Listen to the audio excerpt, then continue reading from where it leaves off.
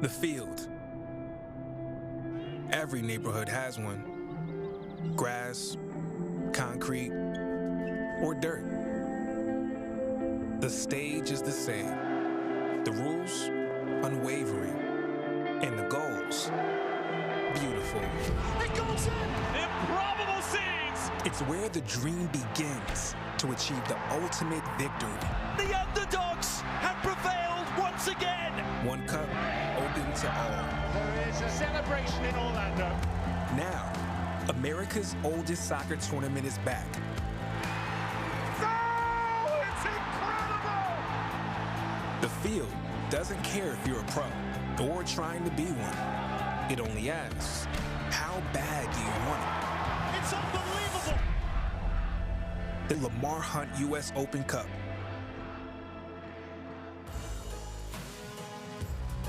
We are live with the third round of the Lamar Hunt U.S. Open Cup. The MLS sides enter into the competition, and we have possibilities for cup sets tonight. Memphis 901, it is their second ever match against MLS opposition, travel to Fifth Third Bank Stadium to take on Atlanta United. Chris Whittingham, Jose Rodriguez here, taking you through this one. And Atlanta United, Jose, are the second most recent winners of this competition back in 2019. 2 editions of the competition suspended because of COVID-19, so they were champions for about 3 years. Yes, and they know how to win in this competition, and that's very important, whether you're just getting started for MLS teams here in the third round or you move on.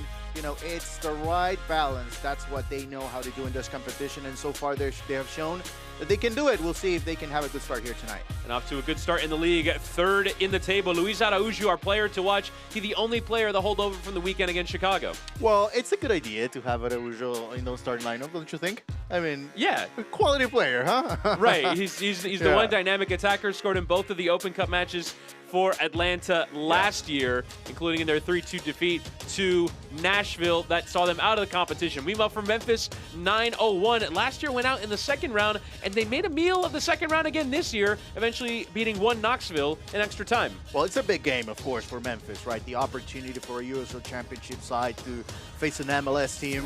And there's quite a connection between 2 teams, which, of course, we're going to be talking about that throughout the broadcast. And here are the starting lineups for both teams. Very different approaches to the competition. Memphis unchanged from the weekend after their away win against Rio Grande Valley. Atlanta United, 10 changes from the team that played on Sunday afternoon against Chicago Fire. As you mentioned, Araujo, the only holdover. Clement Diop did play in that game as well. He came on for the injured Quentin Westberg, and so he, a first-team player that I imagine will feature a fair bit in the weeks to come with both Brad Guzan and Westberg carrying injuries. So he'll be in goal as we are underway. Atlanta United playing host to Memphis 901 in the Lamar Hunt U.S. Open Cup. Atlanta, as you mentioned, off to a good start. Only 1 defeat from 9 to start the season. 5 wins, 3 draws, and the 1 loss. Another late win at the weekend against Chicago Fire, a 99th minute winner that came via an own goal off Chicago. Juan Jose Sanchez Purata providing the chance. But it's a very different team. No World Cup winner Thiago Almada, no Georgios Giacomakis. This has been a key player up top for Atlanta in the early season. Obviously for Memphis, Chris, it's going to be very important to get off to a good start. You have to play solid defense, create opportunities maybe out of the counter-attack even if you don't have a lot of possession. And once you're in front of goal, you just can't miss. The opportunities that will come tonight for Memphis, they just have to be clinical in front of goal. As Philip Goodrum tries to charge against a team whose colors he used to wear. As a free kick given. As a matter of fact, the entire front 3 for Memphis 901, as well as manager Stephen Glass. All once members of the Atlanta United organization. Glass was hired as an academy coach by Atlanta United when the club first began and then worked his way up. Was the manager of the Twos, the MLS Next Pro side, now the USL Championship side then. As an early cross will come into the air in towards Goodrum. And a nice leaping claim there from Clement Diop. Yeah, good opportunity early on, finding space to the right side. A good cross as well. Sometimes it's just about the timing. The good service was there, but Goodrum just a step behind. Time ball there from Lamar Hunt, who plays in the heart of that midfield. Johnny Fortune. Ball down the line there from Ronald Hernandez, comes out for the throw. Finished the point on Stephen Glass, who was the manager of the two side, and then the departure. The first team manager took over as the interim. Gabriel Heinz had departed. Actually, no, he jumped in after Frank DeBoer departed. Rob Valentino took over after Heinz, and now Gonzalo Pineda is the current manager. Take over 21. It's a nice long ball into the air, an early chance for Atlanta, and it's the opening goal as well. A lovely switch to the back post, and it's Tyler Wolff who gets the opener. And exactly the sort of start that Atlanta United would have wanted in this third round tie. And what a ball, switching sides, talk about the highest level possible. You talk about ball movement, you talk about switching sides effectively and inside the box, and that's exactly what Atlanta was able to do here. It's quite a beauty here. Look at Araujo showing all his quality right there in one ball. And man, that's half a goal right there. And Wolff, finish it, please. That's exactly what he's able to do that time. Early lead here for Atlanta. So you at least keep one dynamic playmaker on the side. You can make 10 changes around him, but you can produce a ball of that quality. Put you on your way in this Open Cup, and it's a great start for Atlanta United. Araujo has struggled in the league at times, particularly with finishing chances created for him and just providing that overall final ball, final strike. But he's an enormous talent. 26-year-old Brazilian, joined midway through that aforementioned 2021 season.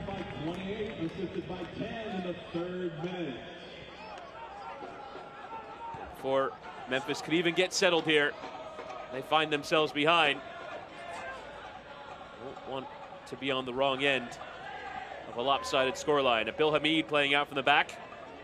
Long-time DC United goalkeeper, a winner of this competition in 2013 with DC. Did sign with Memphis 901 in the offseason. Something of a surprise, but a huge coup for sporting director Tim Howard, in charge of this Memphis setup, as it's long up towards Philip Goodrum, who couldn't get there. It's come all the way for Diop. Now, obviously, an uphill battle for Memphis. You know, it's not only about playing good defense right now. It's about getting possession, working out of the build-up. Now, the counter-attack game might not be there, because with the lead, Atlanta will be a lot more comfortable within the game. They had the pressure. Now it's on Memphis to perform. Carson Van Steeg. Nice first touch there from Laurent Kaseyadou, who is one of those former Atlanta United players, actually came through the academy here. Challenge from behind there from Akeem Ward results in a free kick. After Araujo provided that early ball, one would imagine that he will continue to be the subject of both service for Atlanta as well as defensive attention from their opposition on the day, who arrive having won just their first match of the league season. Only played 5 in the USL, but drew 2 and lost 2 of their first 4. Got the win at the weekend in an impressive performance away at Rio Grande Valley, winning by 3-0. Bruno Lapa, Graham Smith, Mike Pickering on the score sheet. So, earning the most shots of any team in the USL Championship in a single game this season, with 23 in South Texas. That was a very good sign for Memphis, because they had trouble scoring early on in the season. So you score 3 on the road against RGV, then you gain a lot of confidence coming into this game. But of course you concede early on, and then, you know, everything changes. Long up towards Goodrum. Continues to try and press and harry Luis Abram. The Peruvian center back. Not seen a ton of action since signing from Granada in Spain. Nice step and a nice win there from Jeremy Kelly. Kaseyadu. Malloy trying to ward off the trouble. The Irishman finished second in MVP voting for Memphis a year ago. 8 goals and 10 assists. Influential figure in that middle. Fernando. Kaseyadu. Spell of possession here for Memphis 901. It's attempted it behind there by Jeremy Kelly.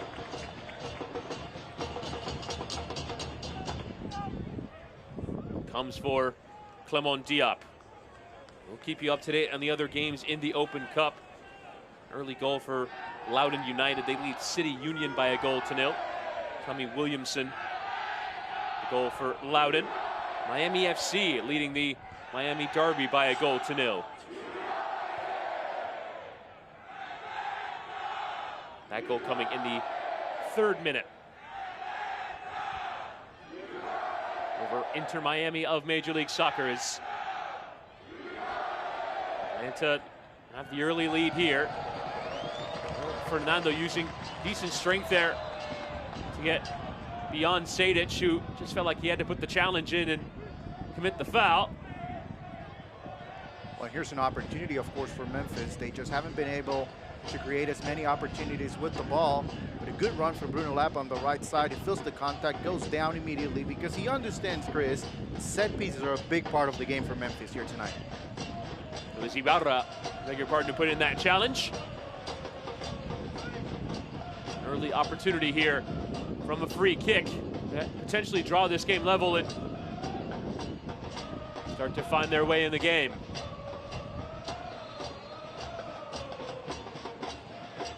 That one massively overhit. We'll go sailing out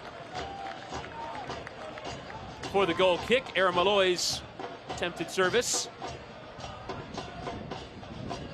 There's not a lot of room for mistake here for Memphis. And, you know, again, set pieces are very important.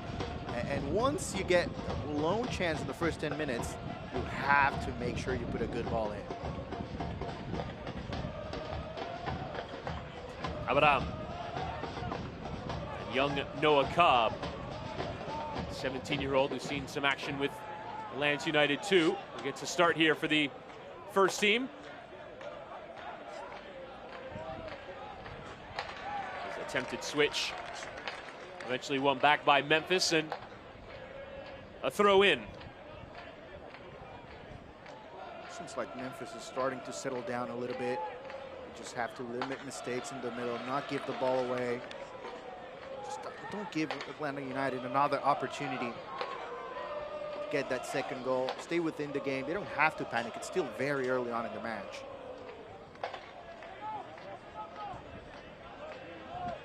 Chance for Gonzalo Pineda to give a few players who don't see regular first team action a run out.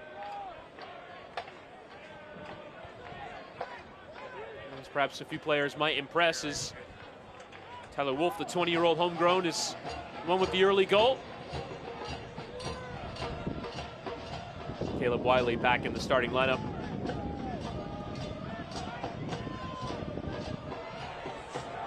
It's forward up to Hernandez, well forward there from right back. Trying to line up Ward there for the nutmeg, and Ward put the arm up and gives away the free kick. Well, Ward is not going to take it. I mean, it's the player or the ball, but not both of them together. So we all know Akeem Ward from, you know, had a few years in USL Championship, very aggressive offensively, and it's not surprising that he decided to commit a foul right there.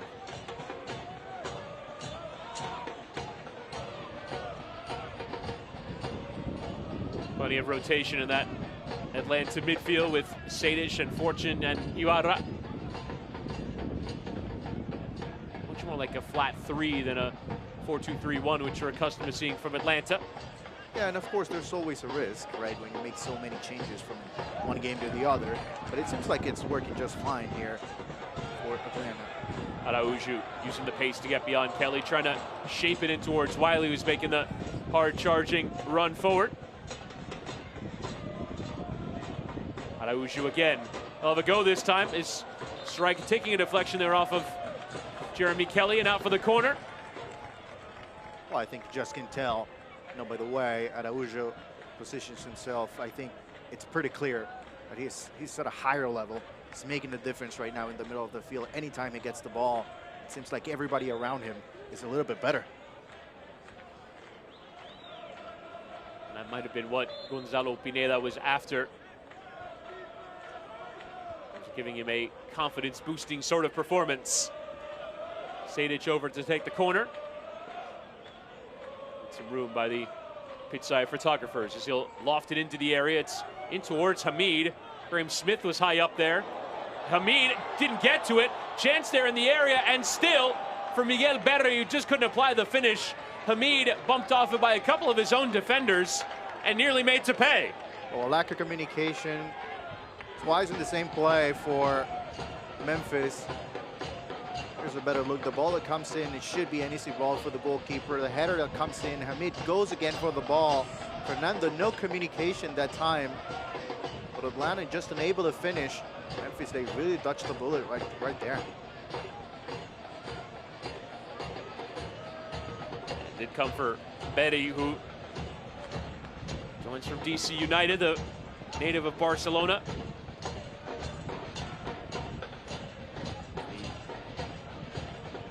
The 7th pick in the Super Draft. See there the results from around the Open Cup. Loudoun now 2-0 up. Miami up by that goal to 0. Christian Sorto, the goal to have them up 1-0 after 3 minutes for Inter Miami, as Araujo lost track of where the ball was, but still space for him to pick it up. Tricky little back heel down the line for Hernandez. The Venezuelan's cross with the arrival there. A couple of headers.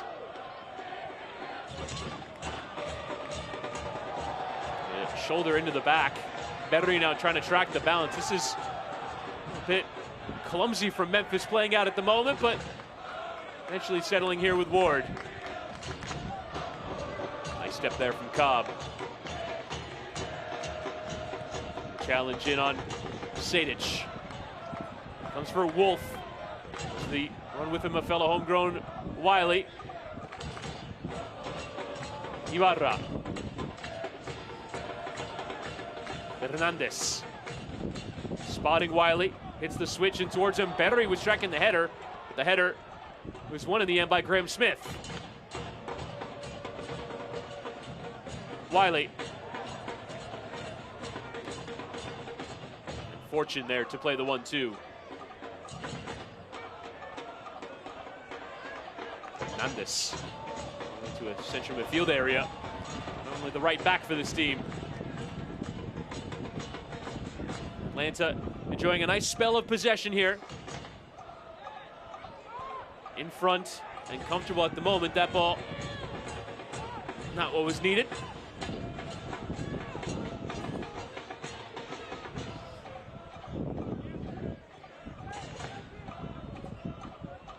To a good start in this season, Atlanta needed to have a good season. Thiago Almada has come out of the gates absolutely firing, the World Cup winner. Available from the bench, should he be required. Don't think Gonzalo Pineda would like to require him, but just in case. Just in case? Just in case. You Turn never this know. game round. You know, go to the bench, turn to your World Cup winner. Why not? Well, it's the Open Cup, you know. Anything can happen in the Open Cup. Anything can happen. You don't want to take any chances and then think, ooh, maybe I should have included him You in do the see roster. MLS teams that rotate, and then all of a sudden they need their big guns. 3-0 now to Loudoun United. A brace for Tommy Williamson and Zachary Ryan on the score sheet as well. They look like they're on their way. Well, Loudoun United is a different team than you know, maybe the last 2-3 years. A little bit more independent now. Yes, there's still a little bit of a connection with DC United. They are a very competitive team this year.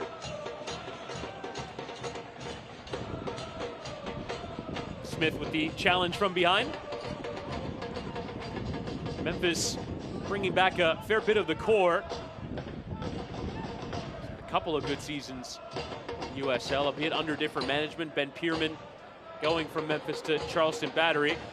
Finished second in the East last year, did Memphis. As Fortune finds himself in some space, can get his head up and look for options. Finds Araujo, goes for the strike, and it comes off of Ward, but the offside flag was up against him. Yeah, the offside flag is up, but you know, if you want to take something out of this play, it's the ball movement. It's beautiful. It's so simple. Run into space, move the ball from side to side, and then Araujo with the opportunity inside the box. That's the recipe for success right there at any level, in any part of the world.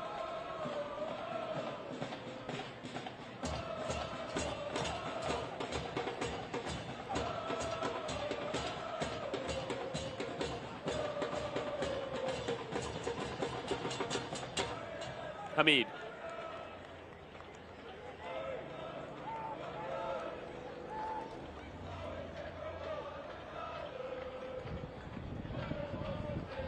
Now Goodrum coming out to a wide position to help facilitate the play. Spent him behind, but far too much on it. Even if Bruno Lapa were in an onside position, which I'm not certain he was. Gust of wind coming through the ground here at Fifth Third Bank Stadium, campus of Kennesaw State University. Playing in the hulking Mercedes-Benz Stadium tonight.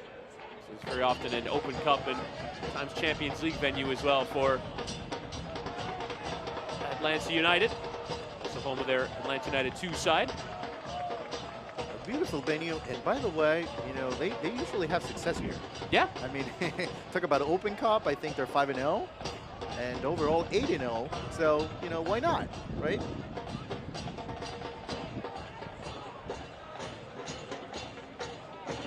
Malloy. Graham Smith. Quite a few players that came through MLS clubs on their way into Memphis. Smith among them. Former Sporting Kansas City player is Goodrum unable to receive there on that ball in from Fernando. Now, Bruno Lapa, along with Fernando, the 2 Brazilians in the side.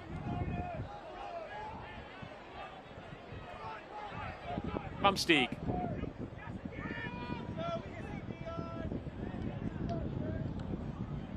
Now a chance for Ward to get into the attack. Now Kaseyadu just couldn't control it, and Ibarra had to time the challenge correctly, and he did so. Poking it away for a corner. Yeah, a lot better from Memphis. A little bit more patient. They're not making those long runs and long balls. Just dividing the play. This time, just holding on to the ball a little bit, making sure you make the right pass. This time across from Ward on the left side, because he had just unable to take the shot on goal that time. But very good this time for Memphis.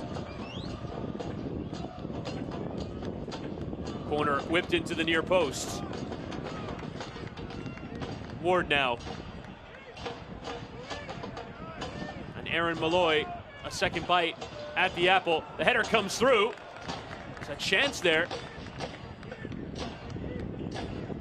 Atlanta repelling the danger, if only for the moment. Kelly getting it back from Lapa. Now poking it back in behind it towards Bruno Lapa. Just a bit too much pace on it. You can see the ideas there for Memphis 901. Right, and the key player for Memphis, the first 20 minutes of the match is Bruno Lapa. The way he's moving, maybe not getting a lot of touches, but he's opening things up for his teammates. There's the cross from Malloy. Back post, no call from the referee. The header, it's here. Just, again, unable to finish. Memphis. The ball movement is a lot better in the last 5 minutes for Memphis. They just need to find that connection inside the box, and so far we haven't seen a lot from Goodrum, which obviously he's a goal scorer for this team.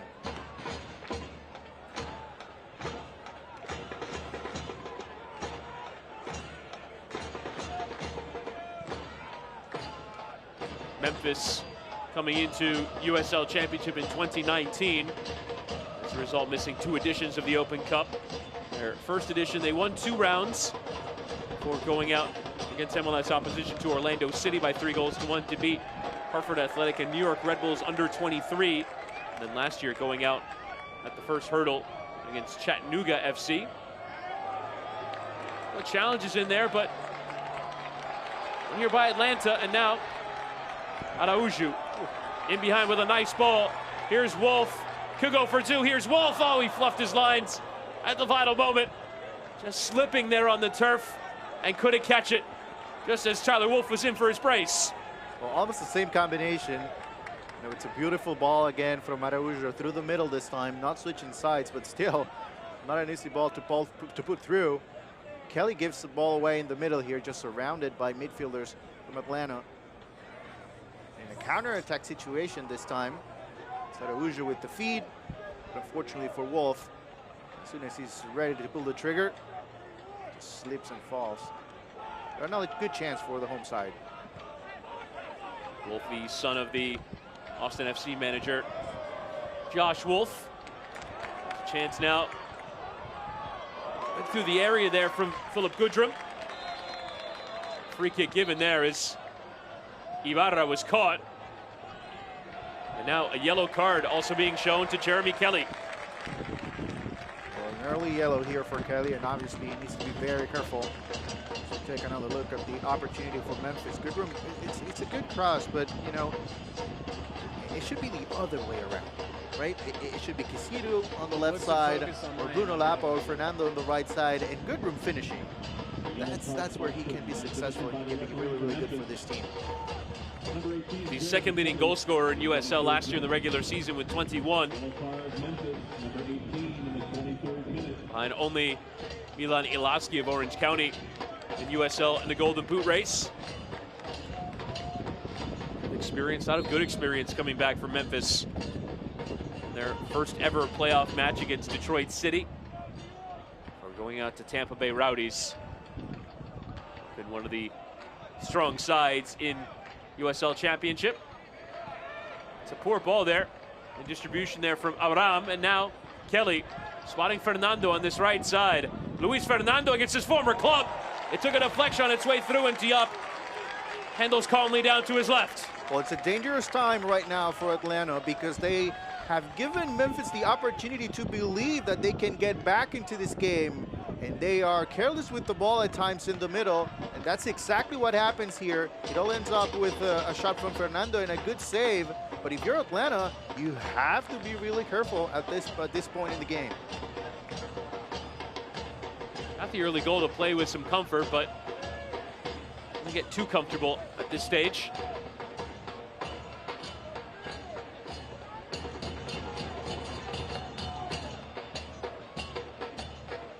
Nice turn there from Sadic. Again, Wolf the target, and Wolf could still get there. Here's Wolf, and Hamid narrowed the angle and got something on it.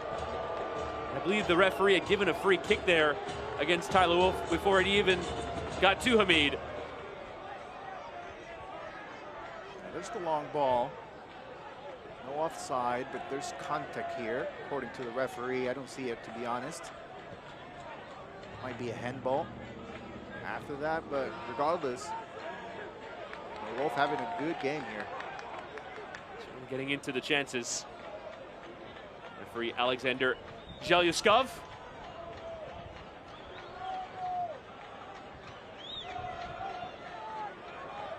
Ibarra surrounded by three, and a nice challenge there from Goodrum to win it back for Kaseyadu. And now Ward can get flying forward here for Memphis. A big heavy touch to Seti himself to cross. He whips it in. It's off of Cobb, into the area. The volleyed attempt there from Lapa. Takes a deflection. There were shouts for handball as Lapa was steadying himself. Lapa again. Brazilian who arrives from Birmingham Legion. Kaseyadu, the Ivorian, was brought to the Atlanta Academy. Chipped in from Malloy. Goodrum trying to let it run. Ward is well trying to apply the pressure, and it's dangerous back pass there from Hernandez, which Diop handles well. Memphis back on it and in the ascendancy here, trying to find their equalizer. Now enjoying a lot of possession, and I think the key for them to be successful at this point is just to find room through the wings. Whenever they try through the middle, it's been trouble for them. They just can't do it. But when they go through the wings, they are finding plenty of room to bring good crosses in.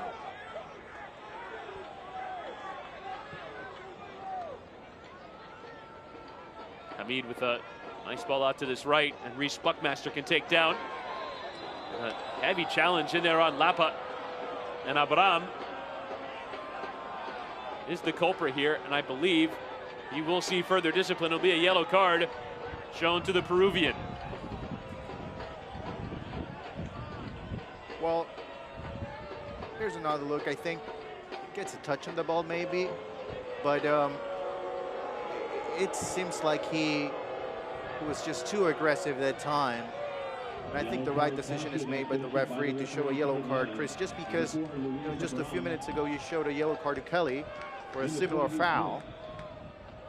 So you want to keep it even throughout the night. Abraham, who's picking up his first start for Atlanta United.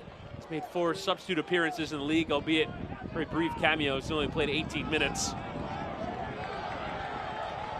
As Araújo can get going now. He loves a mazy run, but sometimes loves a mazy run into giving the ball away. Surrounded there by 3. Buckmaster, former New York Red Bull.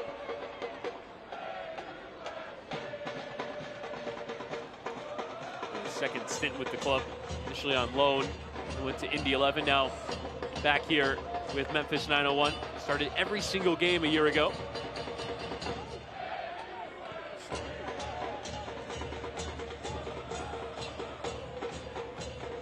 Smith.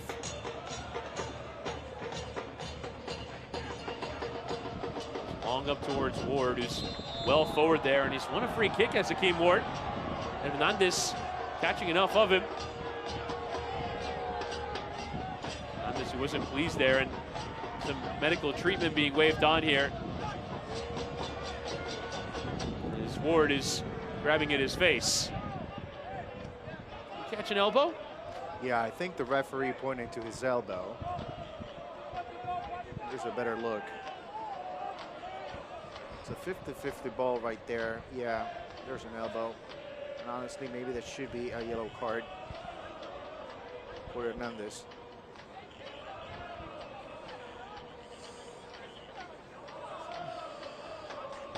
Ward is slow to get up.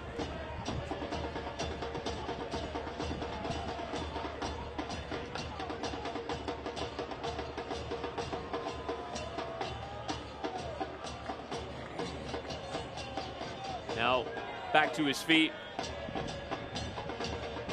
Last year with Oakland roots in USL. But he is ready to come back on. Memphis will have free kick. Decent crossing position here.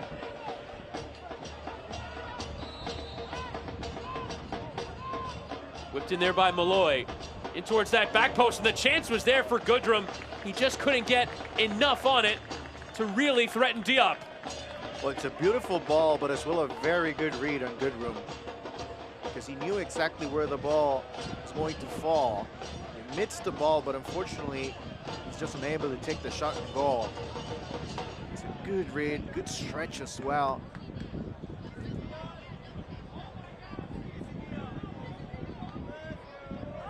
It was Smith who actually got the closest to the ball in the end. Cobb recognizing the press was coming and takes it back towards Diop. Doesn't mind playing through his own area. Atlanta very much sticking to their principles despite the 10 changes. There's control there from Wolf. And Lapa, first time in towards Fernando. A nice first touch. Returns for Lapa. And again, 2 saves from Diop. A massive moment for the Brazilian to perhaps draw Memphis level. And Diop has been up to it. Man, just a beautiful play from the Brazilians. Lapa and Fernando, you know, just moving the ball really quickly in the edge of the box. The first shot from Lapa is not an easy save at all for Diop, just because the ball bounces right in front of him. And then a second chance as Lapa was just falling down. Man, what a save from Diop. The ensuing corner takes a glancing header through the area. Will come out for another corner. Out the other side. Malloy will trot across to take. Memphis impressing. These last 15 minutes or so, they find themselves chasing the game.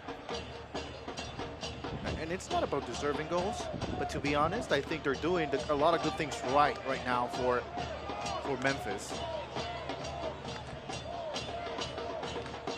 We whipped in low, in towards Goodrum. And it was the right idea, but too much traffic in there. Ibarra, the one who got the touch.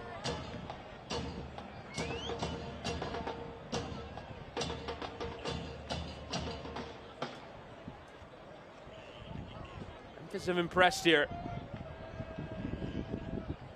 Looking like a side that are finding their way under new management. Nice first touch in towards the byline. Goodrum was there, but it came for Lapa. Done better to whip in towards that near post. Berry was trying to carry through traffic, but instead ran into it. Kaseyadu.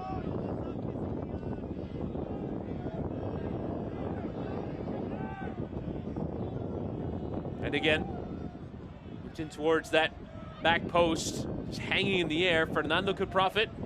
Did it come off him last? It did. Right now it feels like, you know, offensively for Memphis, it's very important to go through Bruno Lapa. Very good half, very good 30 minutes for him. Just like we were talking about Araujo early on, every ball for Atlanta United needs to go through Araujo. Now we go to the other side, and Bruno Lapa putting out a great performance.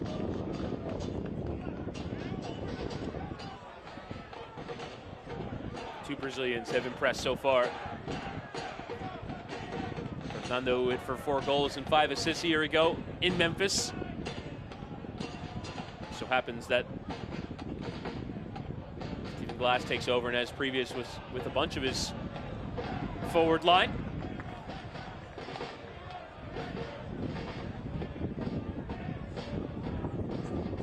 Former Atlanta United 2 player Fernando.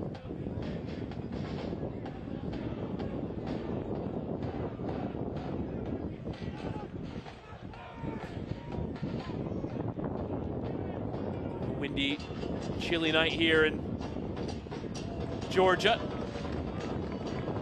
It's just a bit of a miscalibration there from Lapa. Just come out for the throw. It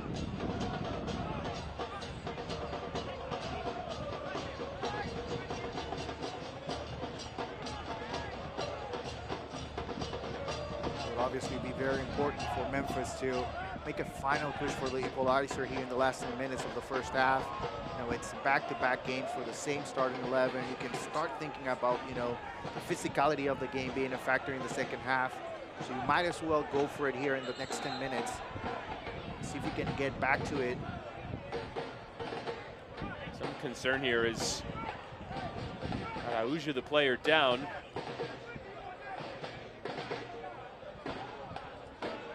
Didn't see any particular incident.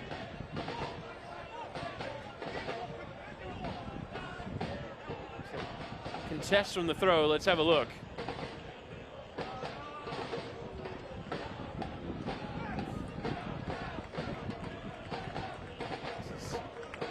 Heel caught there. Yeah, maybe. And an awkward landing.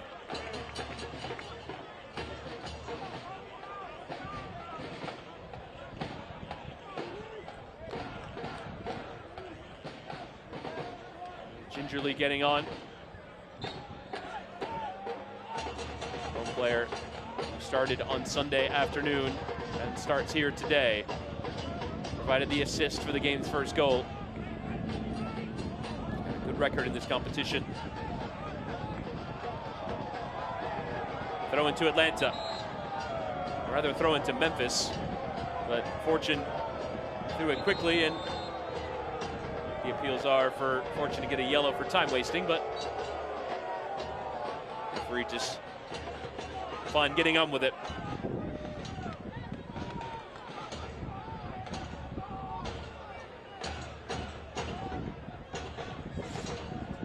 Smith.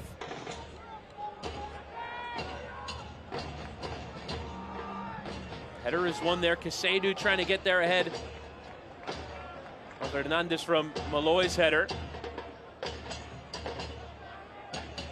Caleb Wiley, player who came through the under 12s here at Atlanta, part of the inaugural academy class, worked his way all the way up. He's a full U.S. national teamer. Played in the January camp and also was called in for the Mexico friendly that just happened a fortnight ago. Isn't that great? I mean, like 20 years ago, yeah, that was probably impossible, right, to see it happen. You know, it's been a long time for not only Atlanta, but just the soccer landscape in the country has continued to grow. And not about having professional clubs, but having a sports system that actually will provide players in the long run. And that's the beauty of the Cup as well, because that opens up another opportunity for young players.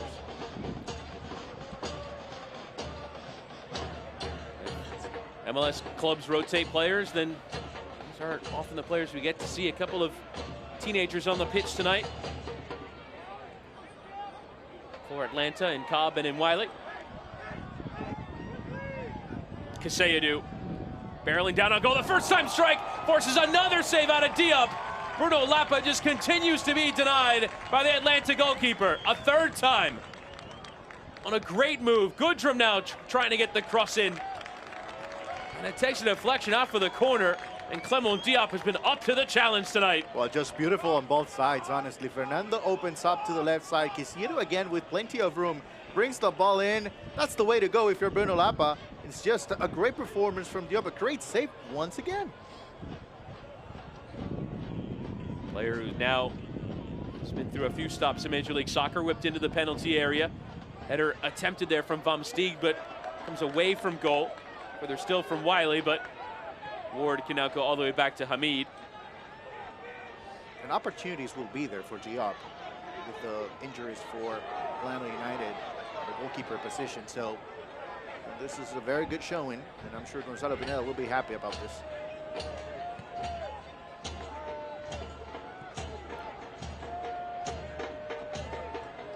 And Atlanta last year were a bit caught out with the injury to Brad Guzan that was a season ender.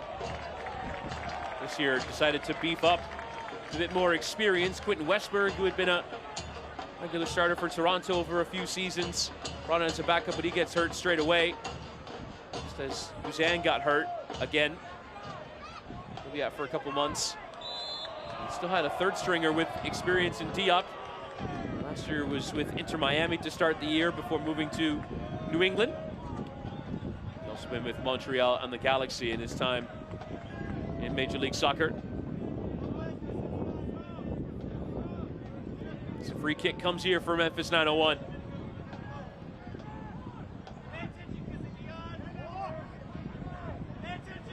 Whipped in from Malloy. Good bend on it. The header was won there by Atlanta. Goes over the bar. Over for the corner. Ibarra was the first man in that set piece defense and had to get there as a couple of white shirts were looming as threats. Another good service from Malloy. The first one, not very good. First opportunity, but I guess we can take out of the picture that first chance, because right after that he came back with very good services coming in. The header is the one thing that's missing inside the box for Memphis. It's whipped in the heart of that area. Ibarra again winning the header.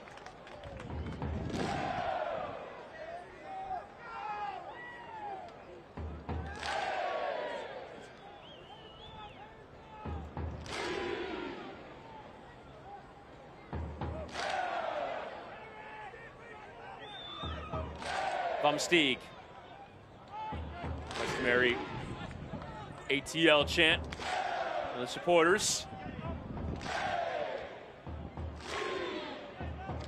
Such great support in Atlanta. Regularly drawing crowds of 30 and 40,000 at Mercedes-Benz Stadium. Set the record several times over for attendance in the league. Charlotte FC on their opening day, besting the best crowd at Mercedes-Benz, but I feel like you can always add to it. So many of the top 10 attendances in the league have been Atlanta United home matches.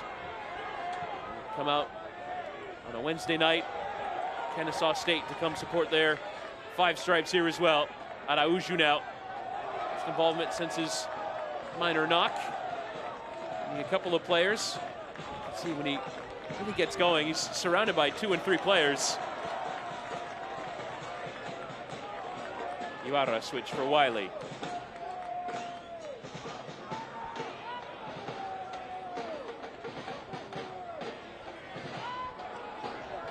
Atlanta United this year under new management up top. Garth Lagerwey arriving from Seattle Sounders as club president. Bocanegra remaining underneath him as Aaron Eales, the former club president, departing to Newcastle United. After a few years of down results, why not turn to one of the best roster builders in Major League Soccer? It's a dangerous ball there from Sejdic. Nearly gave it away, but managed to find his right back.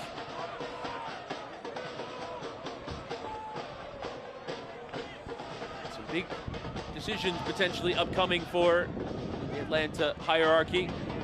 A player like Thiago Almada, World Cup winner, off to such a good start in the league. Big pedigree. Might he be going to Europe soon? So for how much? Another big Atlanta sale. It's a nice interchange down that left between Wiley and Wolf. Can Wiley get the right service in? It's off the back there. Fernando, who was chasing all the way back. Make sure Memphis weren't too exposed. Well, and once again, Atlanta on the left side, they were just able to move the ball quick, a little bit quicker than what they have been doing in the last 20 minutes, and they immediately find a lot of room. So if they're able to get back to that, maybe early in the second half, they'll be able to find that second goal, and they'll be able to breathe a little bit easier, because as it stands right now, and Chris, to be honest, it feels like Memphis is the better team on the field. Certainly had more of the ball since the goal. Atlanta not quite killing this tie off after getting that opening goal.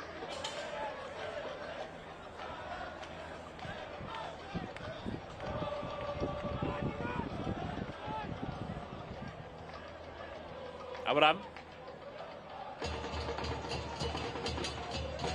Slipped in behind and Betty couldn't get to it. Onto it here. He hasn't had too much of it so far. Nice cameo for the Spaniard here. Hernandez well forward. Has a couple options with him. He'll take the strike on. Could deflect all the way out to Wolf. And still, Wolf leaving it for Sejdic. Trying to pass into the corner, but a deflection in the way. Shouts for handball in that mix as well. Done by Fortune to emerge from the trouble.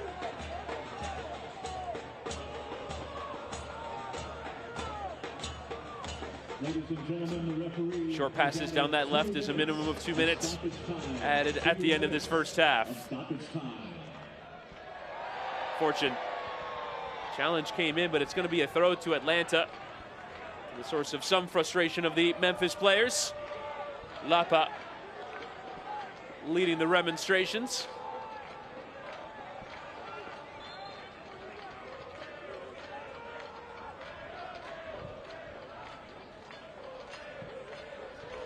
Ibarra. Lovely switch out towards Araujo.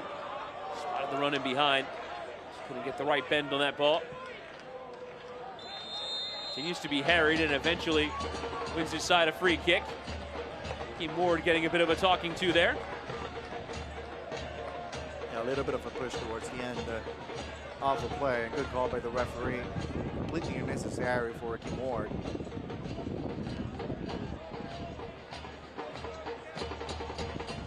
Loudoun United now 4-0 up against Flower City Union. Otherwise, quite a few 0-0 so far in the early goings. Miami FC leading Inter Miami by a 1-0. And then we have the goal here.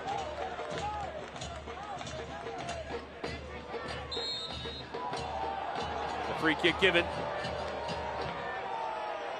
Goodrum was caught. Wants to get on with it quickly. Now a yellow card is going to be shown.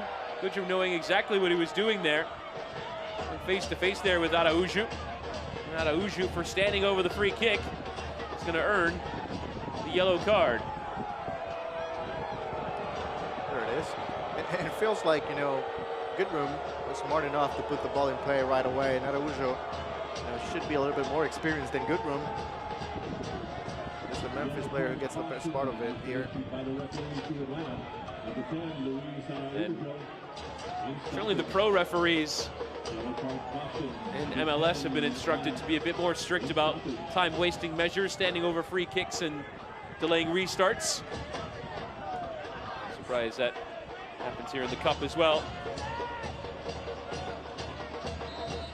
Aaron Malloy will whip it into the penalty area. Header now comes to Kelly. Tries to chip it out towards the wide area. Kaseyadu is trying to play it. A ton of time left. Had the minimum of 2. Lofted in. Lapa trying to take down, and first touch just a bit too heavy. And there is the halftime whistle. Atlanta United getting an early first half goal. A nice switch from Araujo, finding Tyler Wolff, who finished with the plum. But Memphis have been pretty strong in trying to chase that equalizer as we arrive at halftime with your score. Atlanta United 1, Memphis 901-0. Yeah, great performance, to be honest, from Memphis. They created a lot of opportunities. Unfortunately, they were just not able to finish. They might dominate the stats, but they did not score, and Atlanta did it in the first opportunity of the match. And we'll show you the stats in just a bit as we'll also get to halftime highlights as well. Again, here, another look at the goal. Araujo for Wolff. It's a great finish beyond Bill Hamid through his legs. Memphis have had their chances, Bruno Lapa in particular, but at the break, in the third round of the Lamar Hunt U.S. Open Cup, it's Atlanta United 1, Memphis 901-0.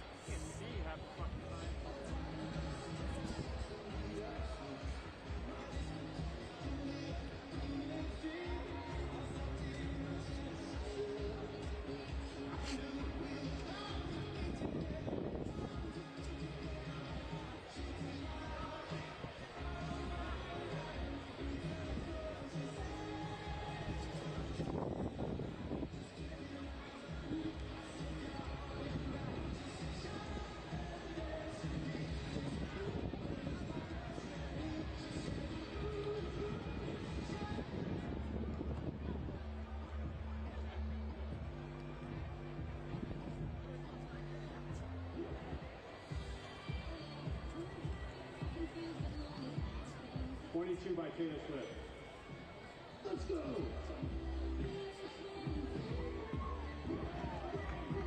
I'm so bad at names of songs. I couldn't give you an answer. That sounded like Backstreet Boys. Was that Backstreet Boys?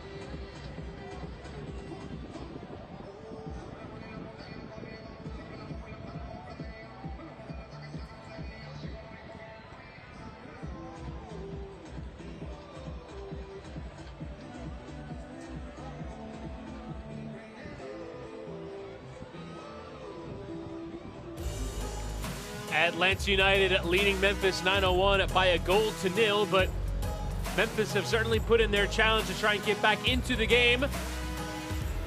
After Atlanta got the goal scoring started early, so we can take you through our halftime highlights of this one. Chris Whittingham and Jose Rodriguez here to take you through this one. And here was the goal. Jose Luis Araujo with a beautiful ball. It's a beautiful feed, a beautiful ball into the left side wall for good control as well. We should give him credit for that because he positions himself in a way that he can take a left-footed shot and put it in the back of the net. So a good start for Atlanta United, but they did slow down a little bit. Minutes after that, another shot here from Araujo. And Chris, I think the challenge for Atlanta United was not about, creating opportunities. Clear that he had two here. A couple of miscommunications at time defensively, but through the middle of the field, they just stopped dominating. And they did allow Memphis to create opportunities. And, I think for maybe the last 30 minutes of the first half, it was Memphis in control.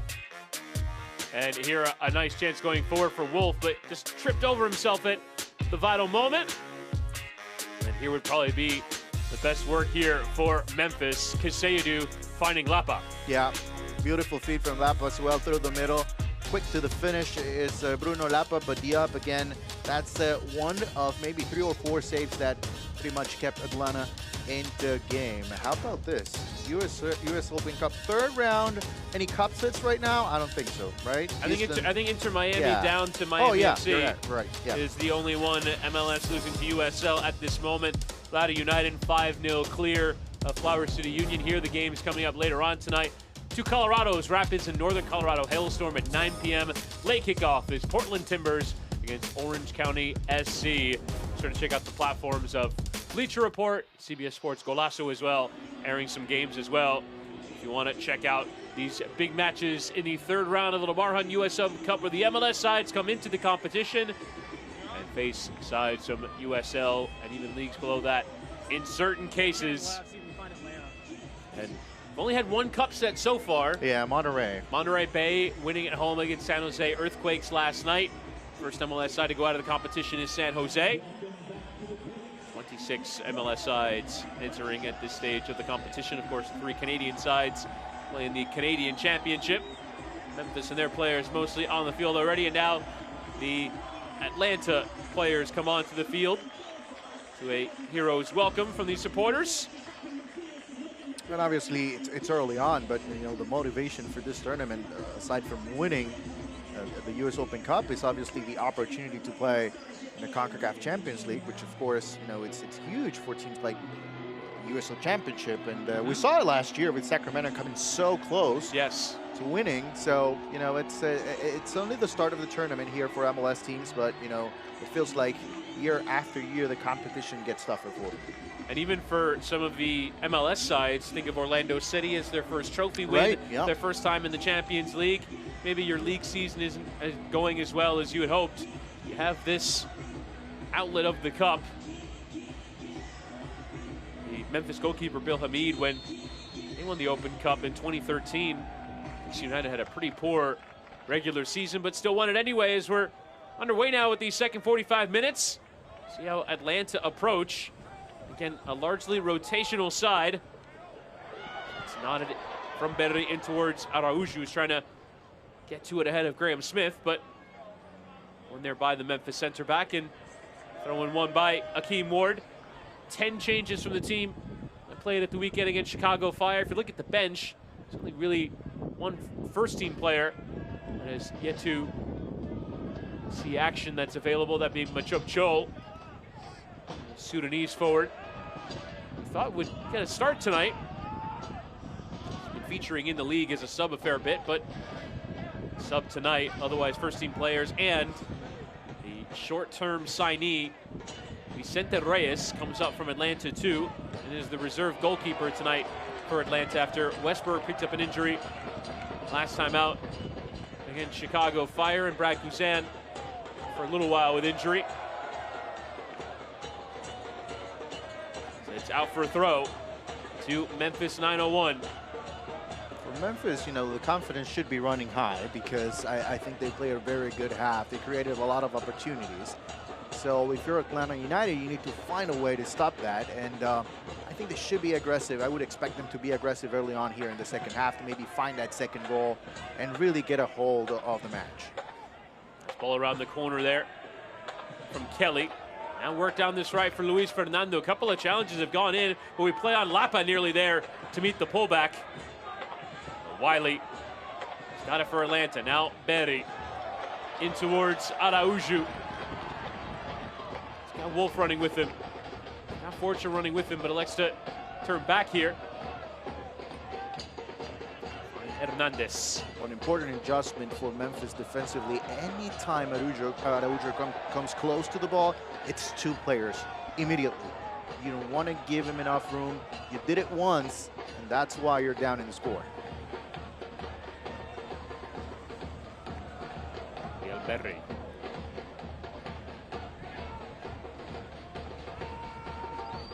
Atlanta coming out in the second half unchanged. Clement Diop in goal. Right to left back four of Ronald Hernandez, Noah Cobb, Luis Abram, and Caleb Wiley. The three in midfield, Amar Sedic, Franco Ibarra, and Johnny Fortune. Front three of Luis Araujo, Miguel Berry, and Tyler Wolf on that left side. Who has the goal? As Atlanta ahead by a goal to nil. So a ball around the corner there, at least an idea of it there from Ibarra, unable to find. Under of Wolf. Now Lapa had 3 chances in that first half, all denied by Clement Diop. 2 in quick succession, and then a third coming from a ball from Kaseyadu. Headed away for the throw. And to be fair, he did everything right. Yeah. It's not on him. I mean, he did not miss a chance because, you know, of a bad shot or not good timing. It was just on the goalkeeper. Great saves from Clement Diop. Malloy. Lofted in from Malloy. Kaseyadu is waiting, but it comes for Lapa now, edge of the area. Malloy now thought about having a hit. He will have a hit. Sails it into the supporters' end here at Fifth Third Bank Stadium. Man down as header came out of the area. Ibarra went charging for it. Well, not ideal. He was caught there. Sorry, Chris, not ideal to clear the ball through the middle, and that's what creates an opportunity here for Memphis. So a mistake from the back line that opens up an opportunity for Malloy to take the shot from outside the box. Thankfully for the home side, the shot goes way over the bar.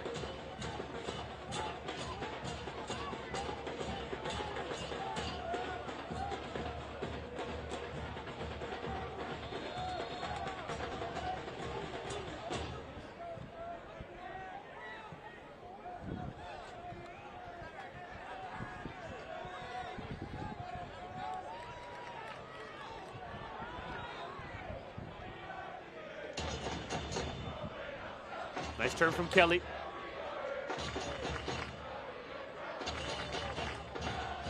The top 10 pick in the college draft to Colorado Rapids at the time. He lone spells American soccer before arriving in Memphis. 8 goals and 10 assists a year ago.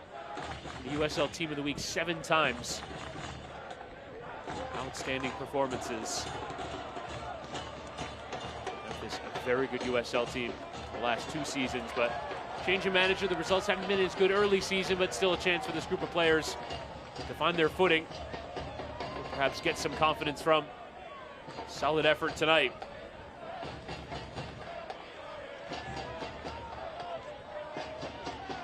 Go again at the weekend against topside in USL. Louisville City. It's a cross coming in towards that near post. Berry there, but it's poked away by Smith.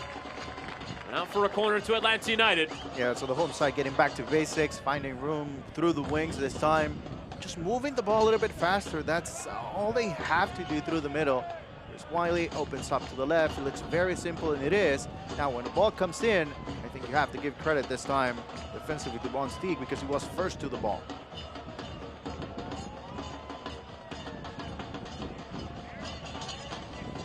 The corner will come here from Sedic.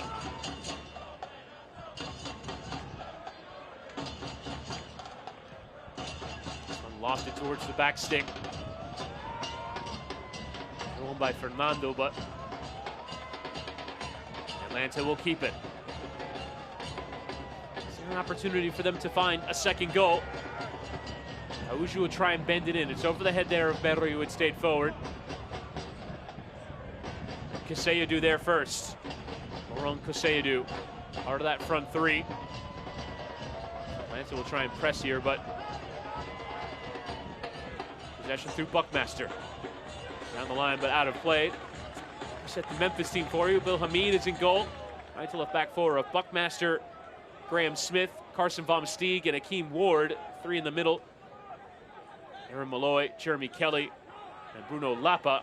Front 3 right to left. Luis Fernando, Philip Goodrum, and Laurent Kaseyadu.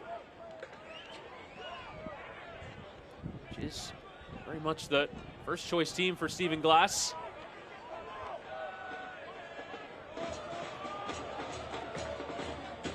Nicely done there by Lapa to keep it. Enough 5 Stripes players to win it back. So Long and Buckmaster was looking for some help. Has to go all the way back to Hamid. Controls the veteran poise you'll come to expect of a player who's a pro.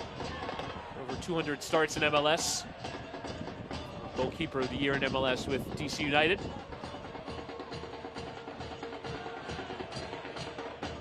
And honestly, one of the top goalkeepers for the U.S. It was just unfortunate for him that at the time that he reached his highest level, he had the names of Tim Howard and so many other names ahead of him. But a top goalkeeper without a doubt. Brad Guzan as well. Yep. Fernando.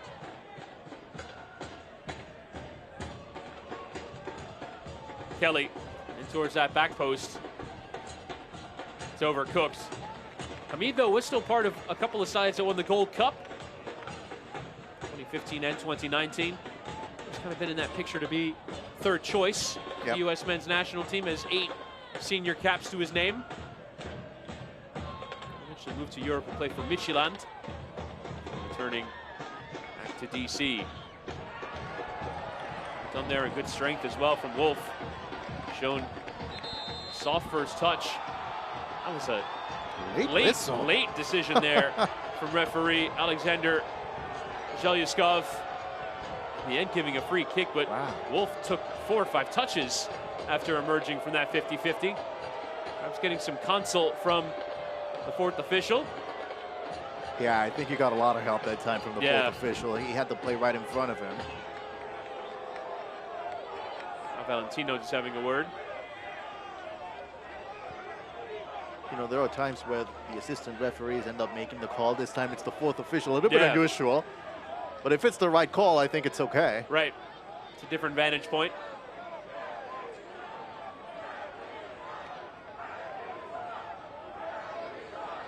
And there's nothing a crowd It's more than a late whistle that goes against them. Kaseyadu. They get the better here of Hernandez. Just has to keep it there. Tried the back heel flick. It's a decent idea. Challenge won, and now Ward coming through the area. Akeem Ward. The pullback takes a deflection. Fernando letting it run, and the strike from Lapa goes blazing over. Did it take a deflection? It did. It will be a corner. But how many chances is Bruno Lapa going to get to draw this game level? A great effort here from Akeem Ward, keeping the composure to bring the ball in. There's a deflection initially, then Bruno Lapa with the opportunity. And again, just unable to finish.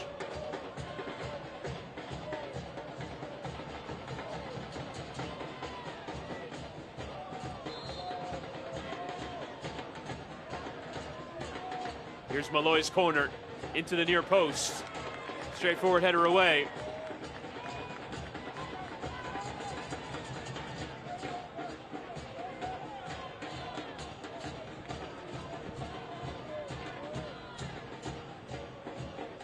Now Fernando. A little skill there. Quite come off, but can still keep it here through Aaron Malloy. This idea and behind, but Goodrum lost his footing there at the final moment.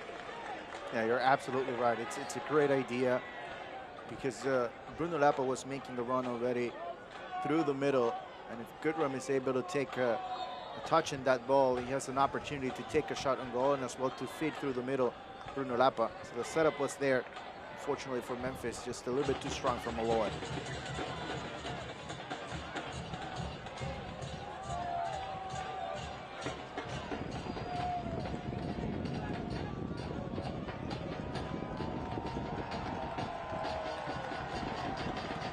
Memphis continuing to have spells with the ball, continuing to try and chase this equalizer.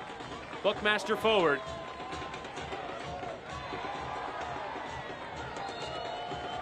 Another late challenge, this time in the benefit.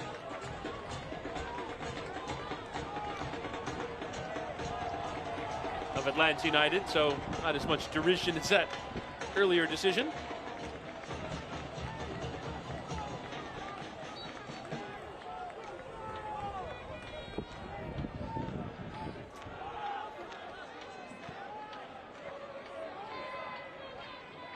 Stoppage.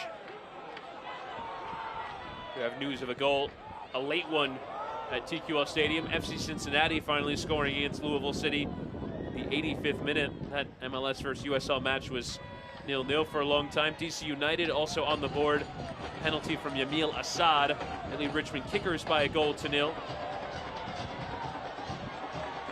Now, Wiley. It's empty cross taking deflection, and now a man gone down in the penalty area is Wolf. Referee unmoved. Will be a goal kick as Wolf was trying to earn the sympathies of the referee. Yeah, it's a ball from Wiley initially. Comes in from the left side. Yeah, that's not enough. Just not enough from Malloy. Sometimes you just don't have to get to the ball, you just have to be there, and that's exactly what happens this time. Buckmaster. Clip from behind there by Tyler Wolf, and it's going to be a yellow card. Yeah, a little bit of a frustration foul that time from Wolf. So Buckmaster is able to move past him. And a touch from behind. Yep, there'll be a yellow card anytime. Here's another look. Yep. Easy call for the referee. Already the third yellow card for Atlanta United, the fourth one in the match. Yellow card Atlanta, number 28, in the 59th minute.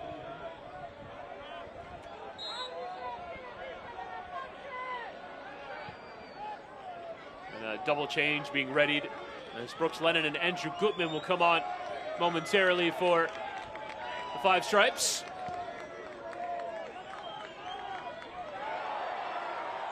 Header won there by Wiley, but with a wild climb there to get there is Diop. Nearly had the ball right out of play, and it did. It will be a corner. Oh, a poor first touch there from Diop. And a needless set piece given away there by Atlanta. And we talked about Diop having a good performance in the first half, but this could prove be a costly mistake. Just giving a corner kick away. A cup competition where one mistake can really turn the game around. We'll see what happens. It'll be Malloy to have the corner. Swung high arcing through the area. Dealing with it initially. Malloy. Fernando.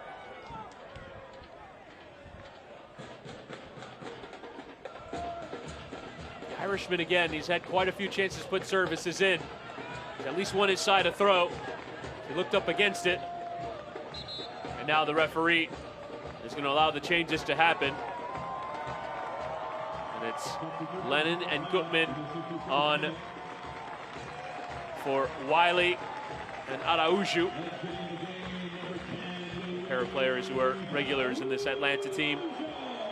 Coming off after the hour, Araujo provided the assist for the opening goal. Might this have been the confidence boost that Gonzalo Pineda was hoping for? Yeah, I think so. And, you know, probably the plan was for him to play 60 minutes regardless. And, you know, he played an impact in the game as well with the assist. So it's on his teammates now to close this out and move on to the next round. So I think a good performance from Araujo. I think the same. We can say the same from Wiley. I think up to the last minute or so, he was able to create opportunities on the left side. Now, I think it's with Goodman coming in, it's about, you know, maintaining consistency defensively and having a good performance and just staying away from the tying goal for Memphis. Now a throw in deep in the Atlanta end. Malloy.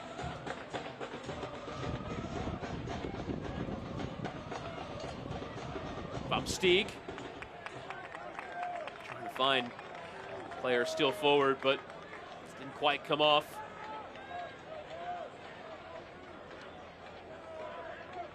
Atlanta still lead in that early Tyler Wolf goal just 3 minutes into the game. Created a ton since. There's a free kick won there by Memphis. Shouts there from Tyler Wolf. Former Columbus Academy player when his father was an assistant under Greg Berhalter there, then moved to Atlanta. His brother Owen, first team regular for Austin FC.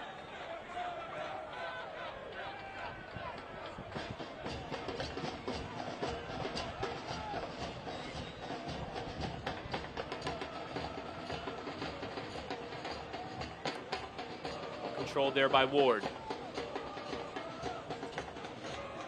And burst through the midfield area. Finding Buckmaster. Can he get the good cross in? It's a decent one in towards Goodrum. Well read. Well dealt with there by Luis Abram. Yeah, good effort from Memphis. You know, it all starts with the left back. Crosses right to the right back and brings a good ball in. And it all results in a corner kick. So a little bit of an unusual combination, but it worked this time for Memphis. As the corner comes through the area.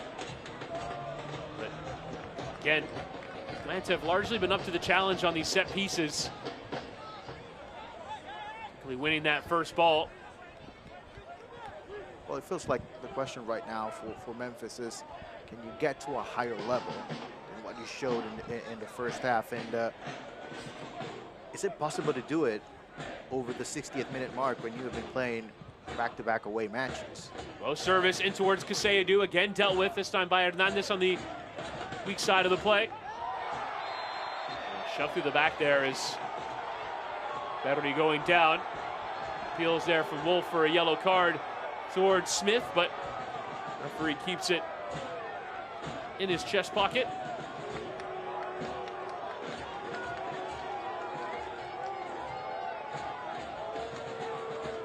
Yellow cards could potentially be a factor here, as there are still two players on the pitch for Atlanta that are carrying yellows. And Jeremy Kelly for Memphis had his name taken as well. Araujo did come off, having seen some discipline.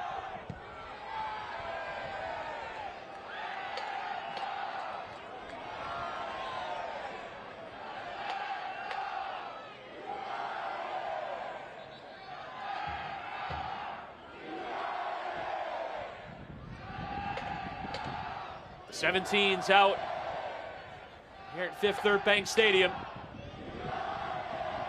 Chilly. Sometimes you've been hearing the wind on our pitch side microphones. Windy evening. The Open Cup.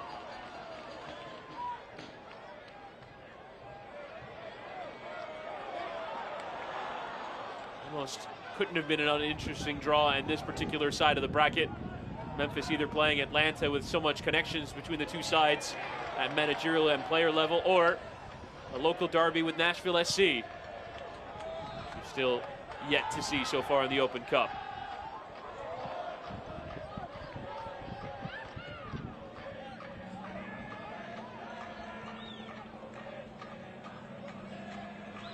Memphis in search of a new home ground.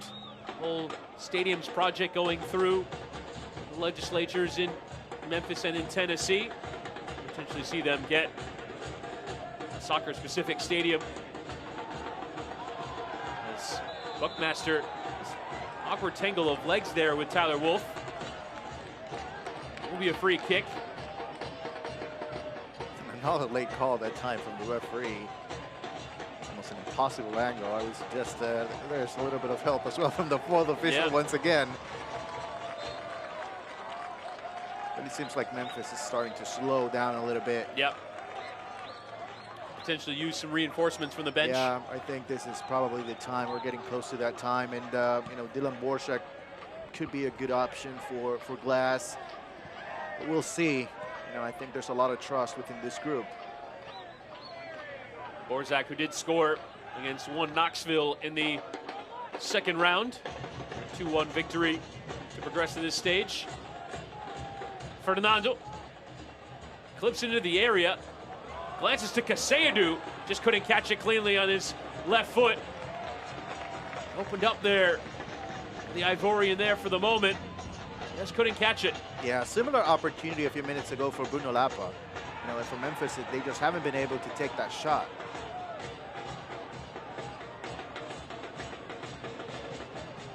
Magical stage of the competition where so much is possible.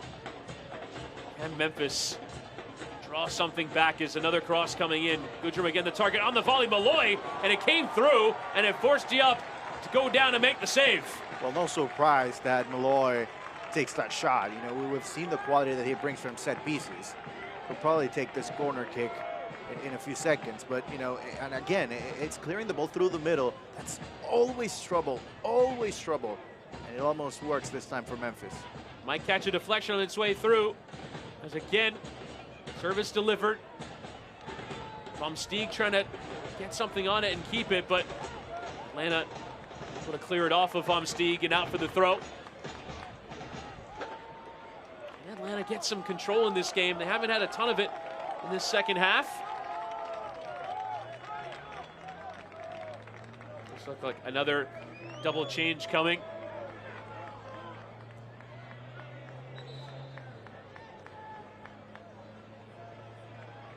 Machop Chol and Derek Etienne Jr.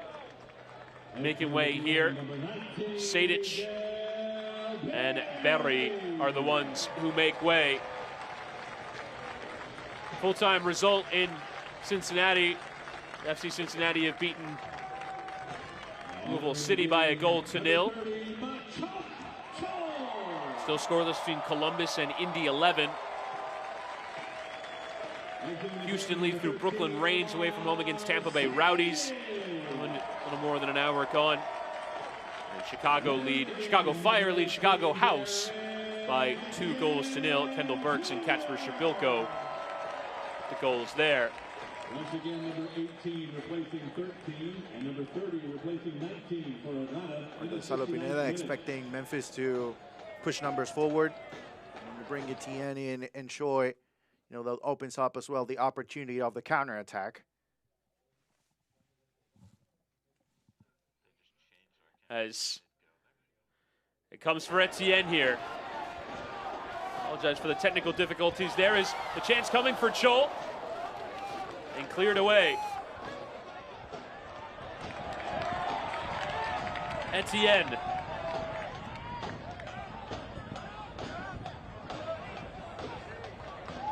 And Sadic. Rather, Ibarra, who does stay on, as Sadic did make way during the 2 changes. Now, Memphis can get going forward here through Fernando. Challenge from Fortune, didn't get enough of the ball. He went for it, he didn't get it, and Johnny Fortune's gonna have his name taken. A 4th yellow card shown to Atlanta United. It's just, you know, this yellow card, I think, you know, it's more on Fernando and the way he moves ahead of the defender. Basically creates the foul. So take another look here. The physicality of the game, that's a perfect example that time. You know, he understands where to move the ball and creates the challenge itself by moving the ball to the right way. Then again, you have to be careful with the yellow cards for Atlanta. Often into the area. An offside flag is up. It's Vom Steeg forward for the set piece. I said earlier in the game, Jose, that Memphis have to take advantage of the chances that they get. And those are the mistakes you can't afford. Yeah, and I think, you know, that's, well, listen, Diop, you know, in the first half especially, he had a good performance. And, you know, I think they took advantage of those chances, just that, you know, the performance from the goalkeeper was just outstanding. But here in the second half, I think they have a couple of chances from Casiedu and Bruno Rapa. Maybe if you take better shots on goal, then, you know, it's a different story at this point in the game. Free kick given.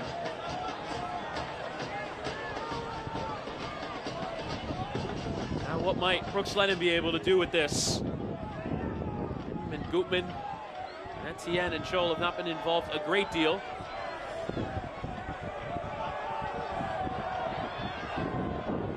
And referee pointing to his watch saying, we'll remember this when I come up with the formula for stoppage time, as Lennon now whip it into the area. It's over the head of Scholl, but could stay in through Gutman. Fernando keep it for Memphis.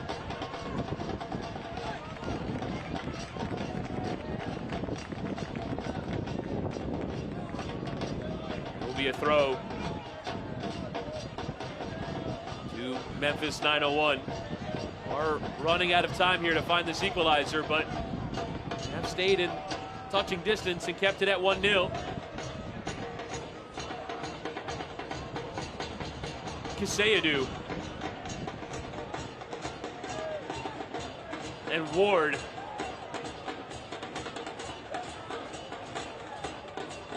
Just didn't use the right foot there. Challenge came out on Hernandez, who falls ahead of the corner flag. He just carried it straight out of play. He did. Bizarre there, but Memphis continuing through Kelly. Going back here for Vom Steeg. Memphis probing. Memphis looking for a chance. As good as the ones they created in the first half. Through Lapa. It's denied by Diop. As Ward, his cross comes off the back of Hernandez. Spins away for the throw. Plenty of joy down the left for Memphis in the attack. Casiedu and Ward have combined well. Reese Buckmaster.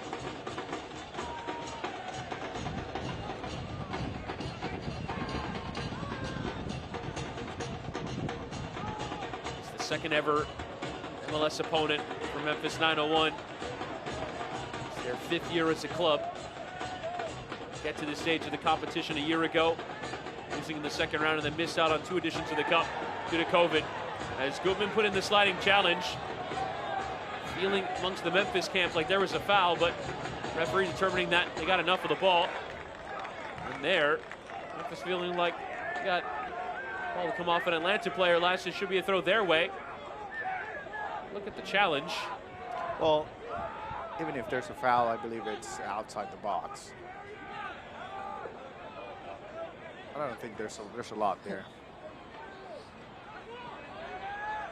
It's down there between the Brazilians, Lapa and Fernando. Buckmaster early. Header there from Abraham.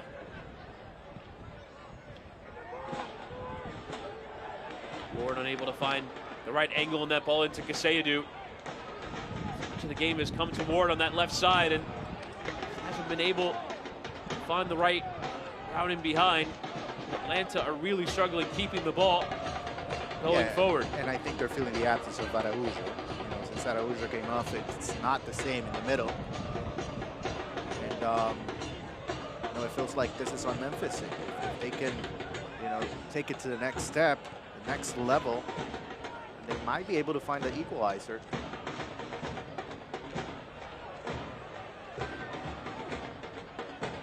Ward.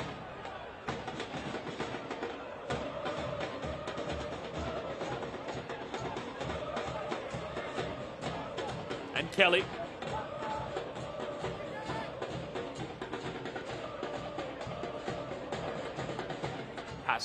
Passes and possession.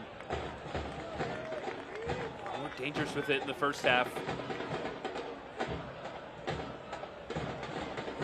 Same group of players looking for the answers.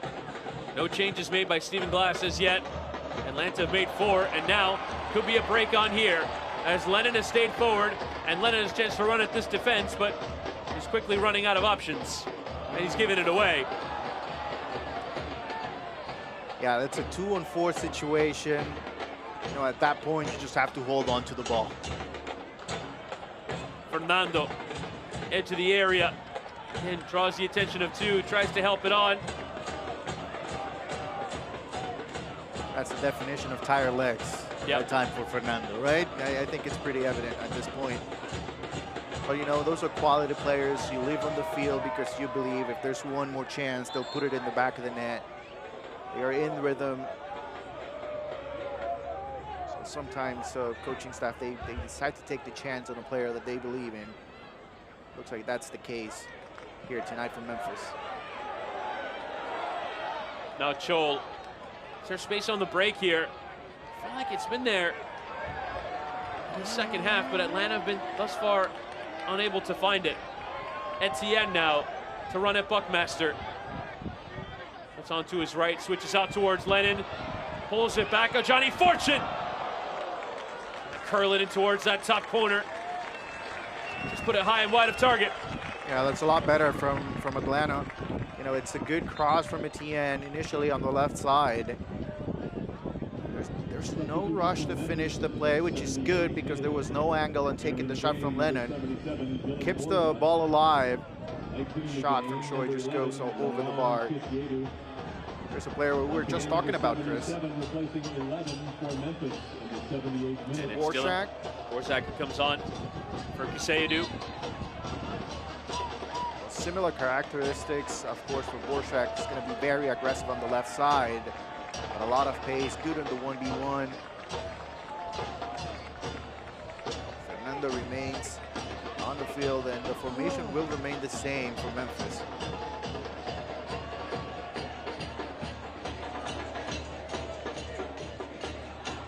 Nice challenge in from Buckmaster. First chance at the touch here for Dylan Borsak. 23-year-old from Detroit. Joined from Rio Grande Valley, the USL Championship. It's college soccer at Oakland University. Fernando unable to control it. Help it on to where a fellow teammate was as Buckmaster was slow to arrive.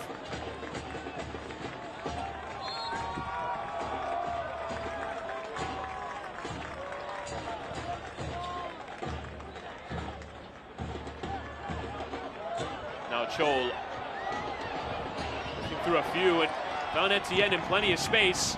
All the attention went to Chol, and now Etienne can run into the area. His crosses into the back post, but overcooked. Lennon couldn't get there in time. Final throw of the dice coming here as Noah Cobb will exit, and the experience of Juan Jose Sanchez Purata will enter.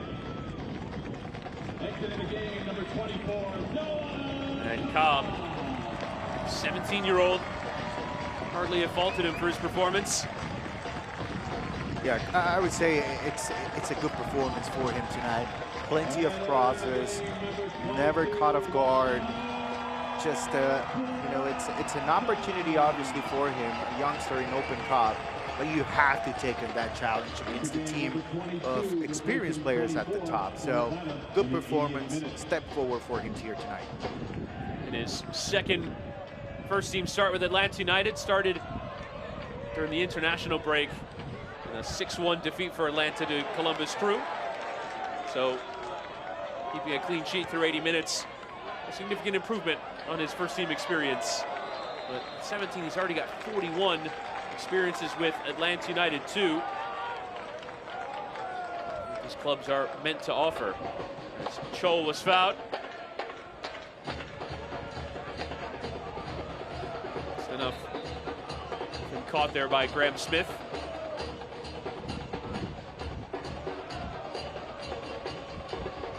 Atlanta have not really pressed their advantage here in the second half.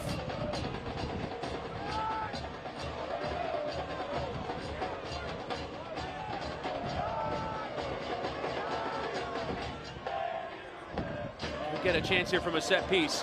Header through the 6-yard area there, and a nice service from Lennon. I believe it was Sanchez Purata who was forward there from center back. A full stretch to get back now. Could there be a chance on the break? Fernando in behind into the substitute. Borzak into the area. Here's Borzak. Takes a deflection and hits side netting. Just enough on it. Diop is wrong-footed there. Atlanta enough defensively to deal with that chance. So give all the credit to Bill Hamid quickly to move the ball out of the back, and it becomes a 50-50 ball in the middle. Memphis, they're able to win that, open up to the left side. Quite a chance that time for Borzak. Here, an opportunity to steal from the corner kick. You saw the opening there for Fernando once he cut onto his left. As corner comes in, Diop punches, but not convincingly. Come on to Buckmaster. Nice little 1-2 work there. Buckmaster into the area. His cross is chipped and headed away there from Abraham. What a performance from the center backs, both of them. And now with Purata coming in for Atlanta United, how many crosses have we seen coming in, and they are always on time and clearing away. Huge performance. Buckmaster. And a free kick will come.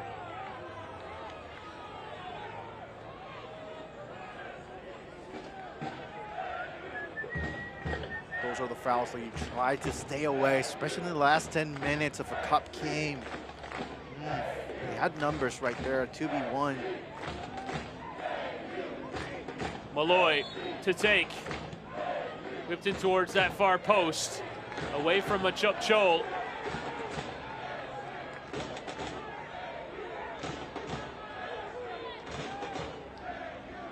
Bent into the middle here.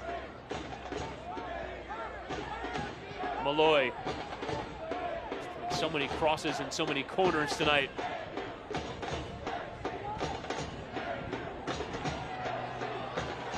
Borzak going down, but it's only a throw. Memphis chasing, going for it. Finally get the breakthrough. What a moment it could be. Honestly, might favor them to take the tie from there. Borzak's cross. Ward trying to control. Just getting in the landing space there of Hernandez, who's managed to win the free kick. It's their time for one more for Memphis. They still haven't been able to connect with Goodroom inside the box. There's a replay on a foul. Needs a call from the referee. But Chris, you get a sense that in the next 7 minutes there will be some drama here, just because, you know, for Memphis, it's about putting it all out there. It's an elimination game, so you have to go for it.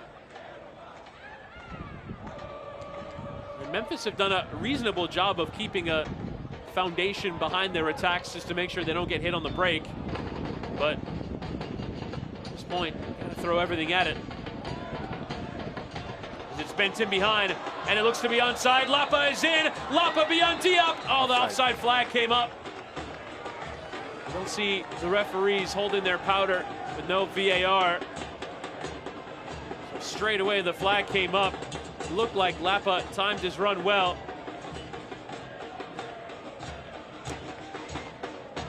Let's have a look. It's get the right freeze frame here. Yeah, let's take a look. I think it's a close call, but I think the right one, Chris. I don't know. What do you say? Well, okay, so there's the freeze frame. Yeah, I think because there's the different shades of the pitch. Yeah. I think Lapa is just leaning over to that next set of 5 yards, marked off here on the gridiron football pitch. It's one back there by Wolf. Go the full 90 for Atlanta United. Fortune.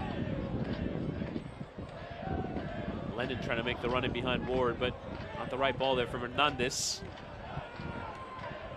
Nicely done by Ward to get Memphis going forward.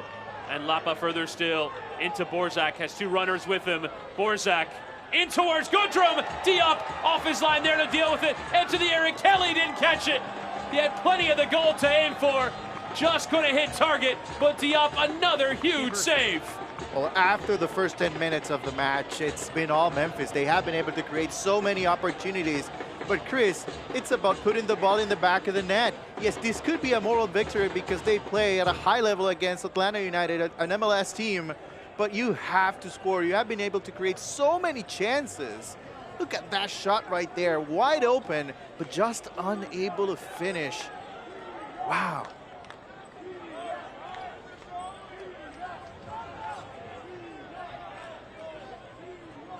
Diop now getting treatment. Be a big concern. He's the last remaining fit senior goalkeeper. They do have 19-year-old Vicente Reyes available for this game, but obviously concern will go beyond this one. And also, Atlanta are out of substitutions. See that left glove is off. Might just have been caught there. As we have a look at some of the best work from Diop this evening. Yeah, I think, you know, especially in the first half, he basically this double save right here is huge. That was outstanding from him. You know, the first save, it's not an easy one. The ball bounces in front of him, and then when he's on the ground, he's able to recover, put his hand on the right side in another save. And you'll see almost the same, except that this time, you know, he's able to move to the right side. Just a great performance overall for Diop, and we'll probably, you know, go with the goal scorer at the end of the match when she's the MVP. But the reality is that Diop had an outstanding performance here tonight. It's the left glove back on. Atlanta, without any further changes available, would have to put an outfield player in goal if Diop can't continue. Concern ahead of their early kickoff on Saturday. Atlanta away in Nashville, 1:30 Eastern kickoff, so not a ton of rest in between games. Diop probably be needed as Quentin Westberg had a slight knee injury at the weekend. It's clipped in behind. The substitute Knight Pickering coming on in for Bruno Lapa. It will be a goal kick. As the referee is asking for Diop to get on with it. Colorado Rapids leading at Northern Colorado Hailstorm through a Jonathan Lewis goal. That game 1-0. Games coming towards their conclusion. DC United hanging on to a 1-0 advantage over USL League One side Richmond Kickers. Miami FC still 1-0 up on Inter Miami. 85 minutes gone there. Columbus 0, Indy 11 0. 81 minutes gone at Lower.com Field. So as it stands, it will be Miami FC with the concert. Am I right? Yes, indeed. Yep.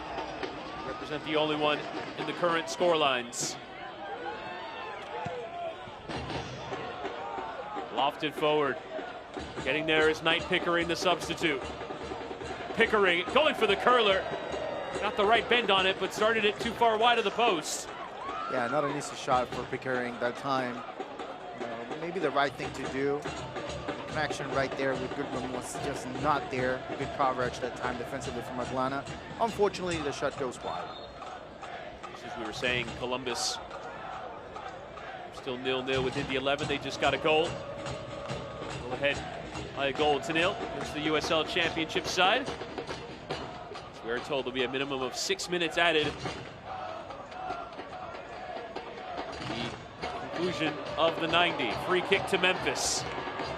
Pickering on, by the way, as an 18-year-old signed from the FC Dallas Academy.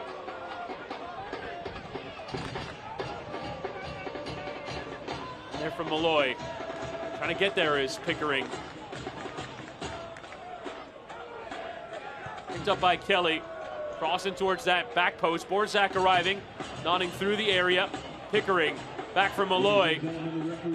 And Kelly flipped in towards that back post. Arriving is Ward, his header. Comes off of Hernandez and out for the corner. Memphis continuing to pack numbers forward. Is it time to send everybody in? Still have 5 minutes. Yeah, you still have 5 minutes. Maybe not the goalkeeper, but maybe about everybody else. Sort of desperation you can only find in a cup match. Lofted into the area. Kelly has it glancing off him. Gutman at full stretch to get there. Just to keep it in play. Send it down the line and away from danger, but let's come out for the throw. Jeremy Kelly and Akeem Ward. Dylan Borzak. Memphis still committed to moving the ball around, trying to pull Atlanta apart. Cannot fault too much of their performance so far. Diop has just been up to the challenge. Kelly now, plenty of space for Ward. Plays it in there, the cross is in towards Borzak. The header away. Buckmaster waiting for that second ball. Comes for the former Atlanta United 2 player, Luis Fernando. Again, Ward in space on this left. Ward cutting inside. His strike is a tame one and handled by Clement Diop. Yeah, just not strong enough from Ward. A little bit surprising that he made the move inside with plenty of targets inside the box. Fans dive deeper into the thrills and drama of the Lamar Hunt U.S. Open Cup. Join the conversation on Twitter and Instagram at Open Cup and on Facebook at Official Open Cup. See all the highlights, all the goals as they go in. Full time in our nation's capital, DC United beating Richmond Kickers by 1-0. Also news of a goal from Miami. Inter Miami drawing level at 1-1 late on in that one.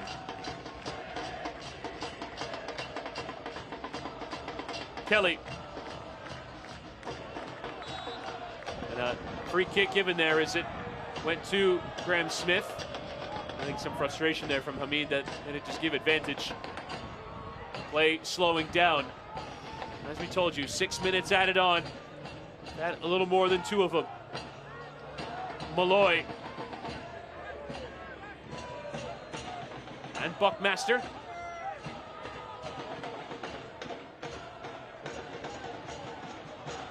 Here's Akeem Ward.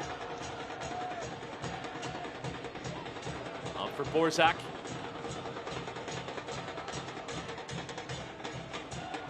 Malloy with the idea to try and play it in towards Goodrum. Burata had to play it. Goodrum was ready to play it out the other side. Get it away from the danger. Overhead kick there from Hernandez, but not terribly far. Atlanta have got it back. And they played it into space, and Gutman has plenty of it. Atlanta to try and put this tie to bed. The pullback comes in for Etienne. Can he get turned? Can he find an option? It's back with Gutman. It's right in front of goal, Etienne. Just couldn't get it onto his preferred right. Now Etienne just killing off some time here. Fernando's gonna need some help. Win this back cleanly. Etienne just carried it straight out of play for the goal kick. Schneider Borgelin getting an 89th minute goal for Inter Miami to draw their tie level with Miami FC. That one could be headed to extra time and penalties. There's 2 match balls on the pitch at the same time. Now put back in play here by Hamid. 2 minutes. And the minimum of 6 remaining. Fernando down the line. Well to find Kelly. In behind. In towards Goodrum. The challenge coming in. Penalty to Memphis 901. In the 95th minute, Burata putting the challenge in. And Philip Goodrum is going to want to take his penalty. And for the first time in 95 minutes, it's Memphis. They finally were able to connect with Goodrum inside the box. And guess what happens? He gets a touch on the ball. The sliding tackle, it's not in good timing. There's a little bit of contact there, but enough for a penalty. And man, oh man, what an opportunity for Memphis here.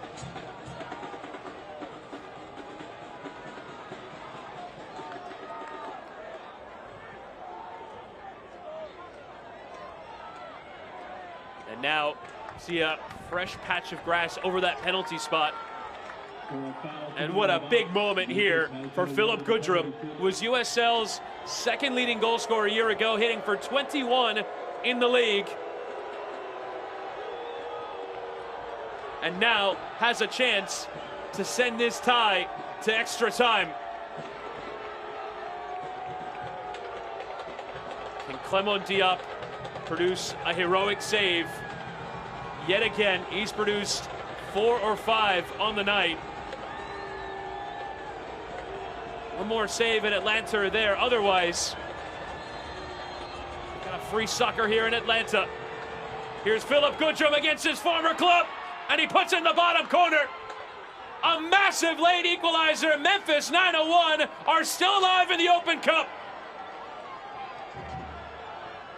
With 6 seconds left in the game, it's a cold-blooded finish from Goodrum to the left side of the goalkeeper.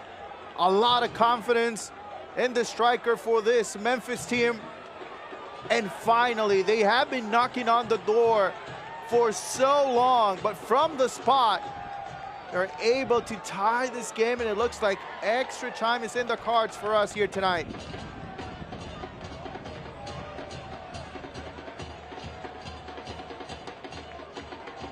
Philip Goodrum, his first goal in this edition of the tournament. We could be heading to extra time here. Free kick to Atlanta. Challenge came in from Goodrum.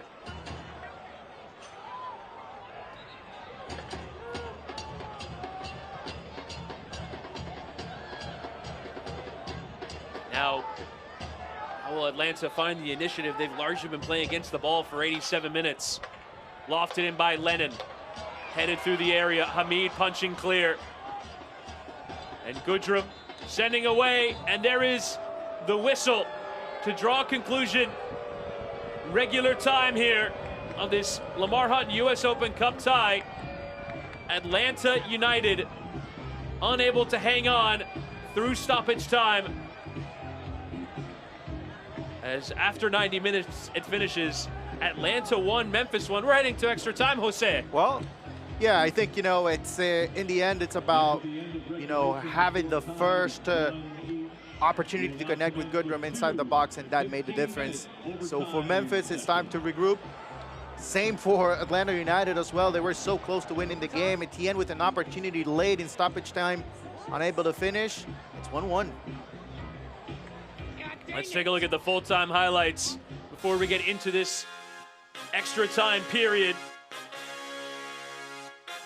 And here would be the opening goal for Atlanta. Yeah, and at this point we thought, okay, so Atlanta United early lead, beautiful ball from Araujo, beautiful finish as well from Wolf.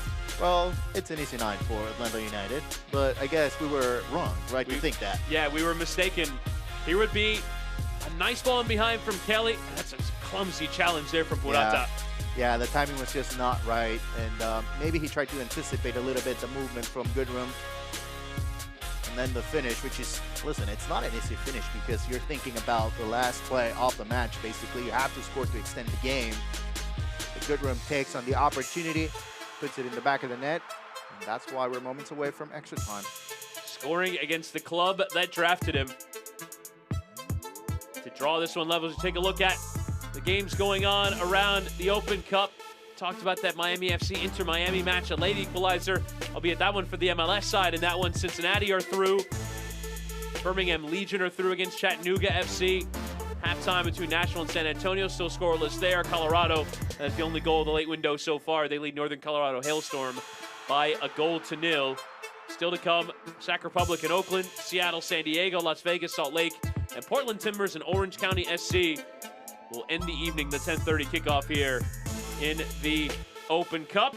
Just a refresher here on how things will set up here. 2 15-minute periods played in full.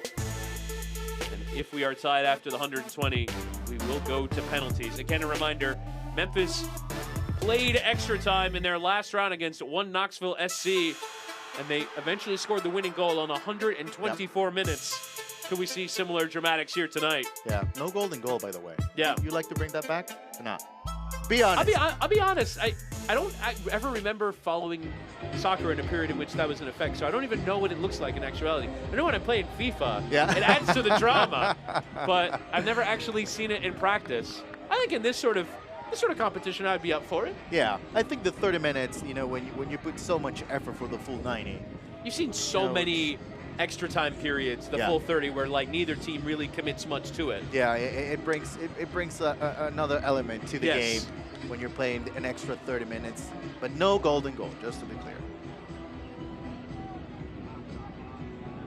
And full-time result in Tampa Bay. Houston Dynamo are through, so no cup set there. At Al Lang Stadium, Brooklyn Reigns' 44th minute goal, enough. Columbus lead late against Indy 11. Cincinnati are through, Loudoun United are through, DC United are through as well. Chicago Fire lead by 3-0 over Chicago House. Kasper Shabilko getting a goal, Kendall Burks getting a brace. But here at Fifth Third Bank Stadium, we are heading to extra time. Atlanta United and Memphis 901.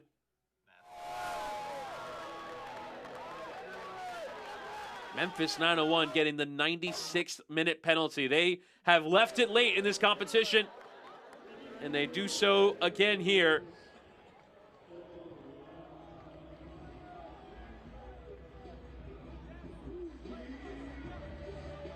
And now Atlanta United have to find it within themselves to go again. A largely changed team. Late goal for Chattanooga FC. They're level now with Birmingham Legion 1-1 as they're underway with extra time. Philip Goodrum puts us here. And now we'll see how these final 30 minutes play out. Now going forward here, Memphis trying to get the early goal in extra time.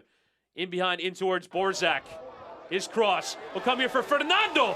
Diop again, making the big save. He's been up to every challenge other than denying Goodrum his penalty. What a performance from the Diop tonight. It's just, you know, I'm out of words. It's another opportunity, the first one in added time for Memphis. Switching the ball to the right side and across. The shot from Fernando is just exactly what you need. But again, another save from Diop, just keeping Atlanta United in the game once again. Nice challenge there from Ward. Trying to find Borzak in behind. Attempts to get around Hernandez at a pull of his shirt. Will be a free kick to Atlanta. Straight away, Memphis continuing applying that front foot pressure on Atlanta United and trying to get a goal here. And you know, one of the main assets of this team, I guess, is they continue to believe. They miss so many chances. It would be so easy to get frustrated, and yet they continue to be aggressive in the attacking part of the field. And they created opportunities. They find the goal in the dying minutes of regulation time, and then the first play of added time, it's a clear chance for them once again. I mean, you have to give them a lot of credit. Especially when, as the USL side going away from home, you might think, well, chances will be at a premium. Yeah. We have to put away our 1 or 2, but fair play to Memphis. They've created 6 or 7 high-quality opportunities.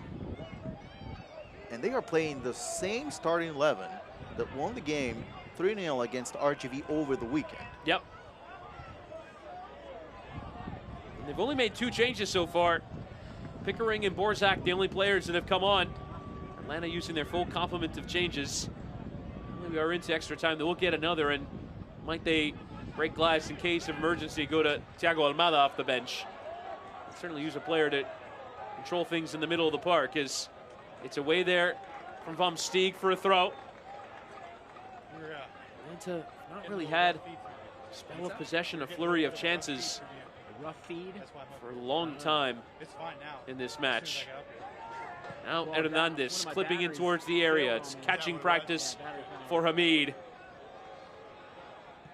We've got a long way to go here.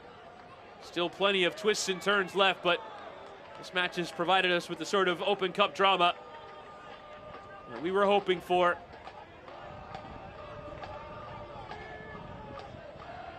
Burata gave away the penalty. Does look as though Gudrum is settled behind Knight Pickering, sort of a second forward / number 10. With Lapa now off. Lapa, who's really unlucky to not get a goal in this game.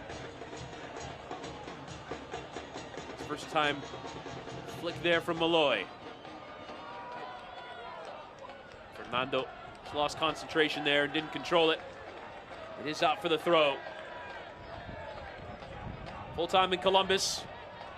The Crew's late goal from Mohamed Farsi, enough to beat Indy 11 by a goal to nil.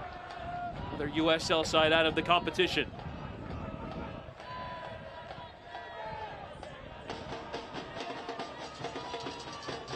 Diop.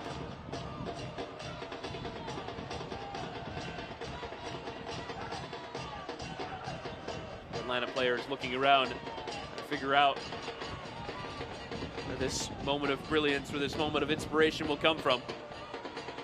Gutman, along with Lennon, came on as a sub. Two wide players who can create down both touchlines. Switch though unable to be controlled there by Brooks Lennon.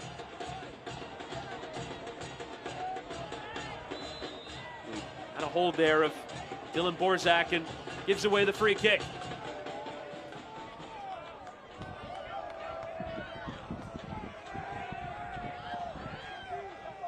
Memphis 901, who will feel like this is a big opportunity to get their first ever win over an MLS club. It's the second time they've had bite at that particular apple. Steeg going long, and then just playing there with Malloy. Does eventually get a touch, but gave it away. A cagey start to extra time.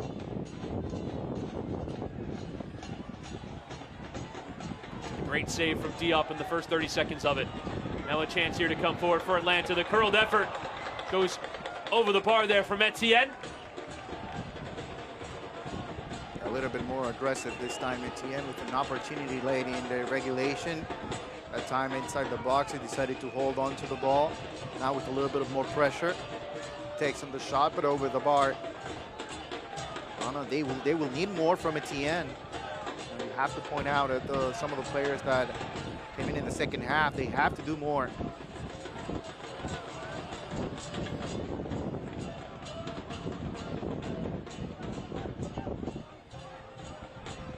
Borzak.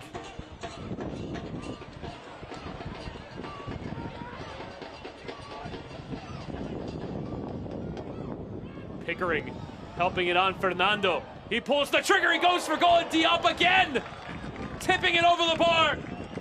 It's a great strike for the Brazilian, but Diop has had to produce a couple of extra time saves to keep this one level. And again with the ball movement for Memphis, this time on the left side. Borzak with a great performance in the second half and keeping it up here in added time. Goes to the middle with Pickering, finding Fernando, cuts inside, left-footed shot, and again Diop with the save. Might have been going over anyway or hitting the bar, but still tremendous leap there.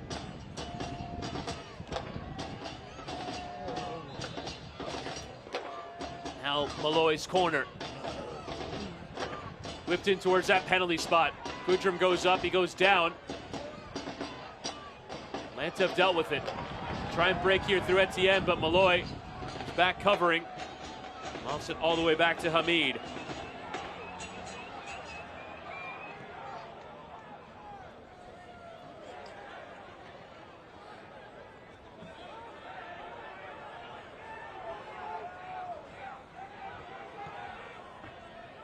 Away from Hamid. Now a chance for Memphis to get forward. Out wide to Borzak. Ward joining him in the attack. Borzak. Shape it out towards Fernando again. As Malloy for company goes for the curled effort. Always going wide of target there.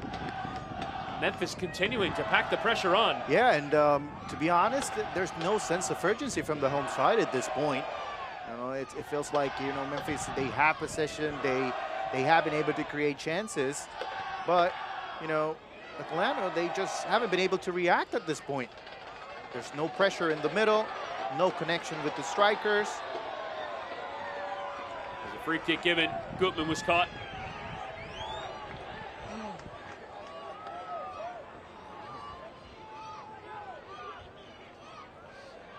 Expected goals right now in favor of Memphis, 2.5 to 1.3.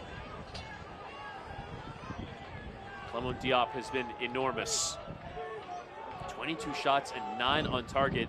The only Atlanta United shot on target has been their goal. Wow. What Came in the 3rd minute.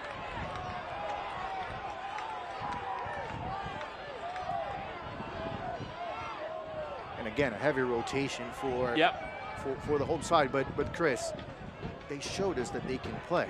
You know, the first 10 to 15 minutes, they show what they're capable of. They just stepped away from it after the goal.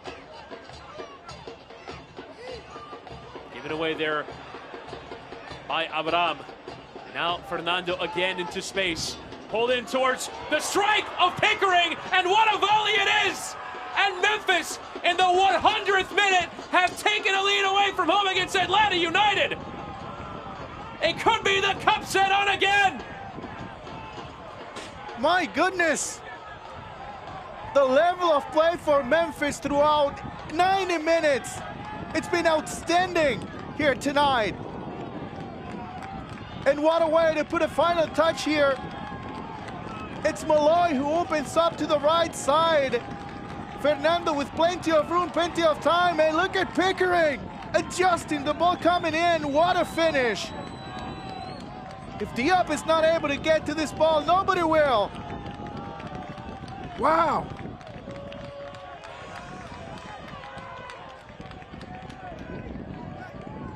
That is some finish from Knight Pickering.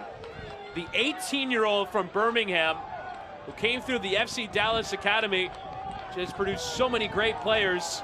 We've seen a few of them go from Dallas to USL clubs to get pro starts. And Pickering off the bench and scoring one of the biggest goals in Memphis history to date. It could send them through to the 4th round of the Open Cup and to their first ever win over MLS opposition. And now Atlanta are fully up against it.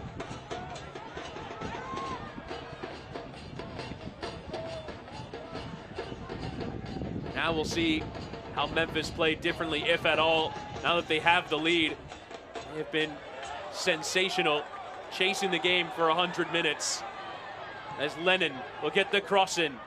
Taken down there by Malloy. Challenge coming from behind him. He just presents it there to Hernandez. First time around the corner. Challenge from behind there from Ward. Getting enough of the ball in the judgment of the referee. As Etienne went down. Lennon now. Clipping it towards that back post. Nobody there.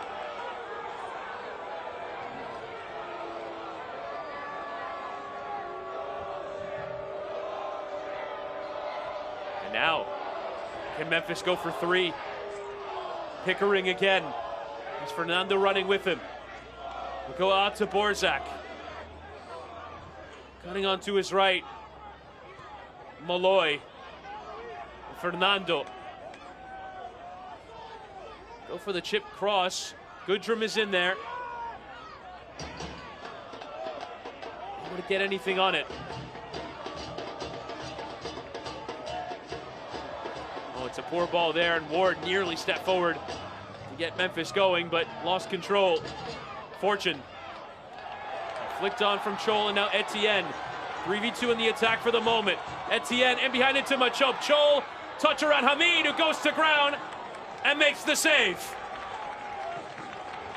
What a beautiful ball from Etienne into space. Chol with not a lot of time, and that's because Bill Hamid makes a good read, steps up, limits the angle right there, and in the end blocks the shot from Chol. A great effort defensively and a counterattack opportunity.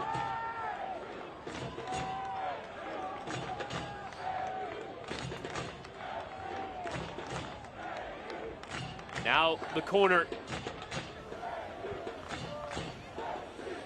And Lennon will take. Swung into the area. Rising and winning there was Abram, but he put it over the bar. As close as we have seen Atlanta United in the second half, and United time to scoring here. A good ball, good header as well. It's just that the shot is not on frame. We can start to see some of that sense of urgency that is needed at this point, and especially because of the score. But it makes me think, Chris, why not before? Why not when it was 1-1? Why do you have to wait until you're down by a goal?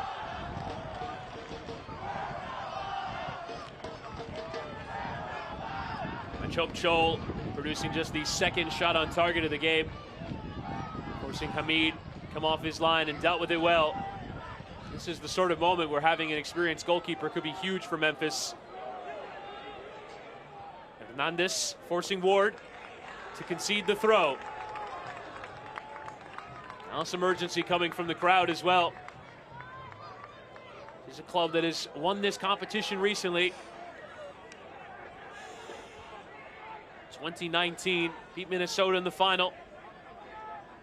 Part of a remarkable run of winning silverware. One MLS Cup, one Campeones Cup. It's such a good start as a club. Last few years have not been quite as good, despite the continued lofty ambitions.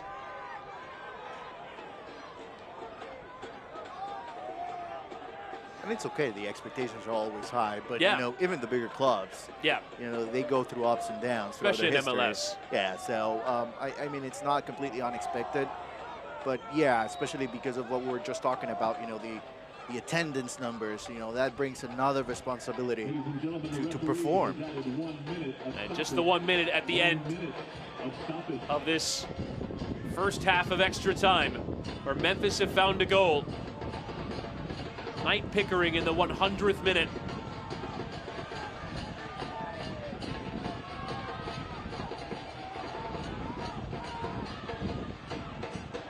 Lofted in behind. Up towards Chol. Couldn't control it for a teammate. Now Pickering trying to find Goodrum, who doesn't quite have full gas tank at this stage. Might be time for Memphis to bring on a few more changes. They've only made 2. 9 players having played 105 minutes. Question remains. You go to Thiago Almada for the second half of extra time. That's a good question. That's a good question. Give him 15 minutes? I think you have to take the chance, right? I mean, it's an elimination game. It's a decision for Gonzalo Pineda to ponder now as we reach halftime of extra time. Atlanta United now find themselves behind against USL opposition. Knight Pickering with the goal. Nice ball in from Luis Fernando. Let's have a look at that goal and how Memphis right now leads this Open Cup tie. Yeah, I think first off, you know, it's fair to say that, you know, you have to give a lot of credit to Memphis because they were able to keep that momentum from the end of the regulation. And then this is just a beautiful play. You know, the way Malloy opens up on the right side, the cross coming in from Fernando, and then not an easy finish at all, adjusting to the cross, and it's just a beautiful shot from Pickering, a young player, up and coming, getting the opportunity here in the Open Cup, coming in as a substitution and making an impact in the game. Doesn't get any better than that. And just as we were saying that maybe Goodrum had run his race and that Memphis needed to get some fresh legs on, there will be a change. It is Goodrum who will make way for the introduction of Brazilian Lucas Turci.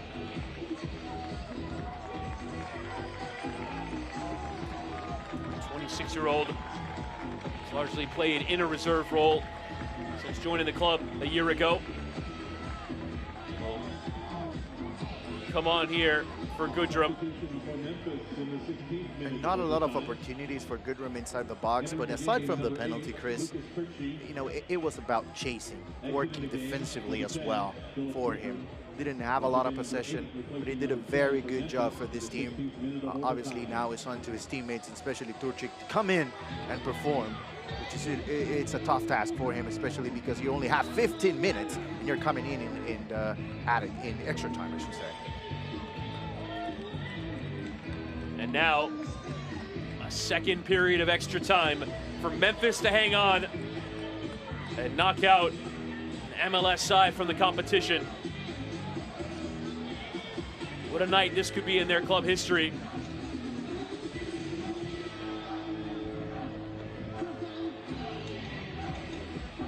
Recent winner in this competition. They've got to find something.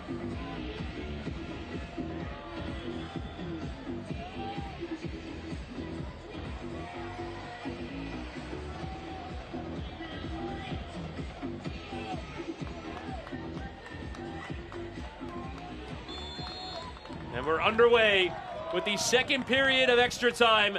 Memphis 901 looking to hang on and knock Atlanta United out of the Open Cup. Free kick coming to Memphis. And I imagine every chance they get to be deliberate and slow over set pieces, they will take. Absolutely. You know, this is a part of the game that will be there for a long time, and you just have to deal with it. And when you're down in the score, you just have to be patient. And when you're taking advantage of it, just make sure that you remember when it goes the other way. Here's the delivery from Malloy in towards the back post. Borzak arriving. Nodded on through the area, and Gutman will just let it run for the goal kick. It would have been very easy for Memphis to just hold on to the ball that time. Yeah. But I put a lot of value into the fact that they are still looking for the third goal. Such a different mentality. You play for 97 minutes, either down a goal or level. Go and try and chase a goal. Now what happens when you have the lead? A real question of game management for Stephen Glass's side. What a moment it would be for him and the three former Atlanta United players. Yeah, that's their former club. At this point, Chris, it's about defending with the ball, right? Mm-hmm. That's what they want to do. And listen, if they close out this performance and they move on to the next round, I think this is the perfect example for every USL Championship team. This is how you need to approach these type of games. You just have to be aggressive, continue to believe, trust your starters, give them a chance to compete at this level. That's exactly what Memphis has been able to do, and it's working out for them.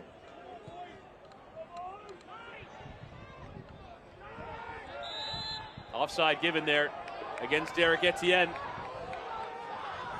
And it'll be a free kick to Memphis. Time is ebbing away. Malloy will take it from that position as it's flicked in behind.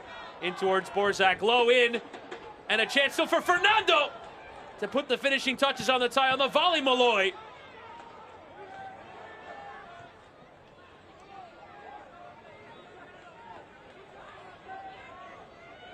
Fernando, what a performance he's put in. Provided the assist for that second goal, volleyed home by Knight Pickering.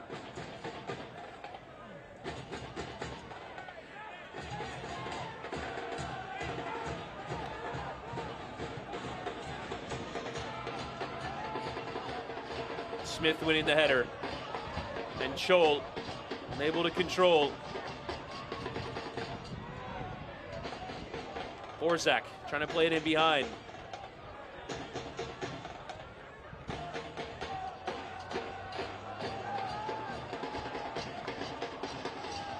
Diop. Or rather, Hamid playing at central. Woo. That was risky. And putting a lot of pressure there on Malloy to control, but he did. And it might just work out here for Memphis as they stride in the attack. Turci going for goal. And vicious effort from a player just on from the bench.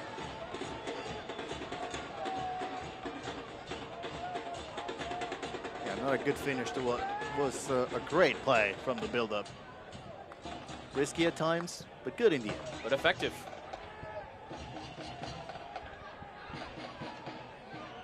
Smith just volleying forward. Not quite taking the chances that Hamid was. They've largely repelled Atlanta, and as you said, Jose, have done largely with the ball. Headed away for a throw to Memphis.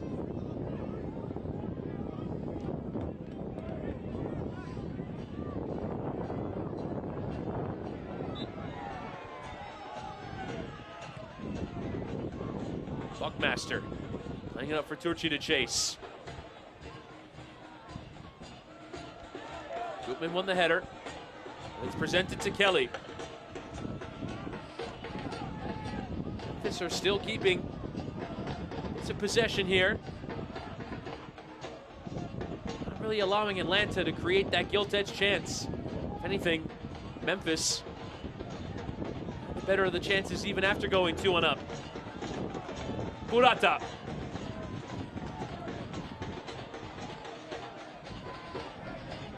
It's lofted and behind. Etienne will, or rather Chol will provide the perfunctory pressure, but played with both hands by Bill Hamid.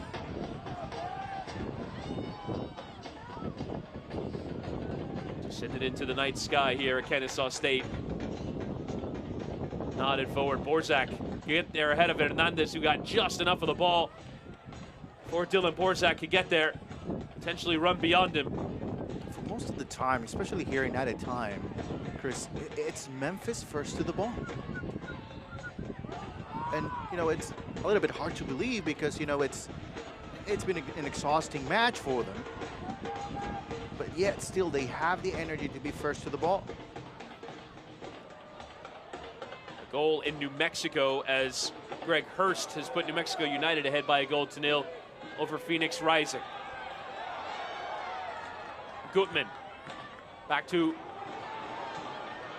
Abraham, who's giving it away. Memphis still applying pressure, still trying to get numbers forward and cause Atlanta a problem. Lennon will go long and up towards Etienne, who tries to play it with that second ball. Here's Fortune, but a good step there. One back here by Buckmaster. The challenge from behind from Chol.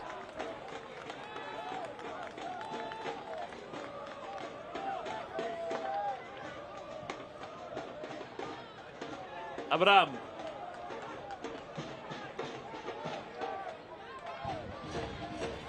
Ibarra. Bend it up towards Chol. So Atlanta struggling to find ideas. Lennon. Hernandez. Ibarra was dispossessed, although only temporarily there by Lucas Turci. Gutman. See now Memphis with everyone behind the ball. Atlanta are going to have to break them down. Lennon. Down the line here, the cross coming in. Waiting there was Abraham, but way there from Luis Fernando. Now for the throw. No more than 7 minutes remaining here. Atlanta to find an equalizer. Spared the blushes of going out to USL opposition.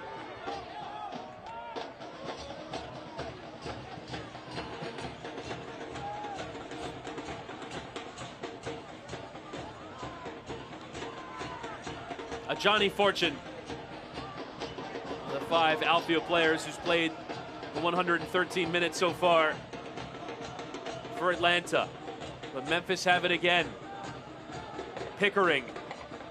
They show Abraham one way and go the other. It's one back, either by Purata. Ibarra. And Wolf is taking up a position on that right now, so starting the game from the left. Scoring the game's first goal. It came early in the 3rd minute of play. Memphis, basically the last kick of the game, drawing level. And then going ahead in extra time, Gutman's cross. Strong header away there from Vom Steeg.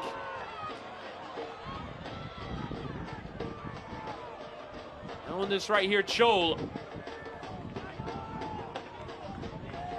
Just trying to find a way through Hernandez's cross in towards Purata. But Hamid assured in his catch. Now with so many Atlanta players forward, might try and start a break here. Fernando can come forward. Tien back doing the defensive work, but it's shifted behind, and Borzak is in behind. The flag staying down. Through the air, Borzak trying to strike, but dragged it wide. He looked like he was in. Yeah, man, a beautiful ball from Fernando at that time. And it's a good run as well. It's about moving without the ball, running into space. Just unfortunately unable to control the ball. He needed to move the ball forward immediately and then take the shot. But that first touch was not there for Borzak.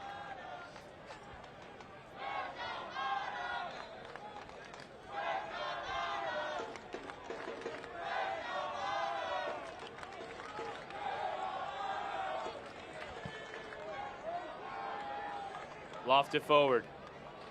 Ward with the header down for Memphis. Kelly. In behind in towards Fernando. Can he put this tie to bed? Fernando now waits for an option. He tried the pullback towards Pickering. A rather straightforward one back there by Atlanta. But they can't keep it. Header on there from Smith. Turci. And Kelly wide here for Borzak. He'll try and get the cross in. It's a header away from Purata. But not clear. Malloy controls. It's hard to see Atlanta seizing the initiative at this point. Fernando hitting the switch. But Hernandez had it tracked and won it for Lennon. Header away there from Vom Steeg. Atlanta to have a throw. And now a change coming here for Memphis. In the final knockings, Rashawn Daly will come on for Luis Fernando. So that forward line all taken off here. Certainly leave Memphis potentially short of penalty takers should it come to it, but just the fresh legs on see out the final minutes. Yeah, Luis Fernando, you know, gave it all. And there was nothing left in the tank, and that's why he's out of the game. But it was a good performance. Obviously gets the assist in the second goal. It's now about closing it out for Memphis. Ethan Zubak has a goal for Nashville to put them a goal ahead of San Antonio. Again, Atlanta unable to control. A beautiful flowing move for the first goal now seems ages ago. Atlanta not been short of what's required so far. Conceded 29 shots, 10 on target to Memphis 901.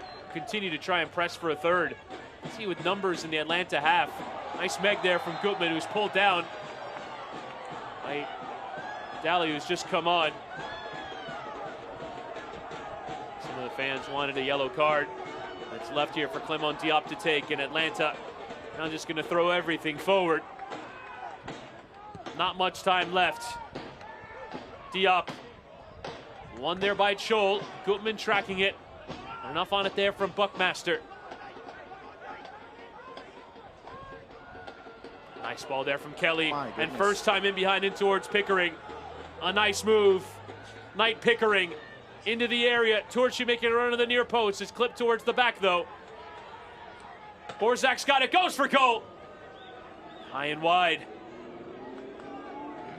And a nice counter-attacking move there. It's just beautiful to watch when the team is playing with a lot of confidence, and Memphis is doing it right now. That way they're moving the ball around. Pickering, the build-up was just outstanding. We're just showing you the end of the play, but the build-up was very good. And then the shot, unfortunately, from Borzak goes over the bar. But you know, it's confidence at this point. Should Memphis have tried and take it to the corner flag there? Yeah, I guess, you know, at this point, especially because you have plenty of tired players on the field right now. They're still going. Maybe Kelly will do that now. Just head up. Plays it with Daly.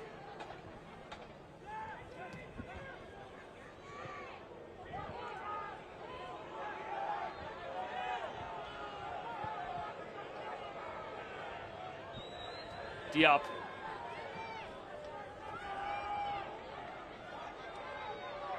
A minute left here in extra time. Calls of urgency from this crowd at Fifth Third Bank. On there from Chol. Free kick given.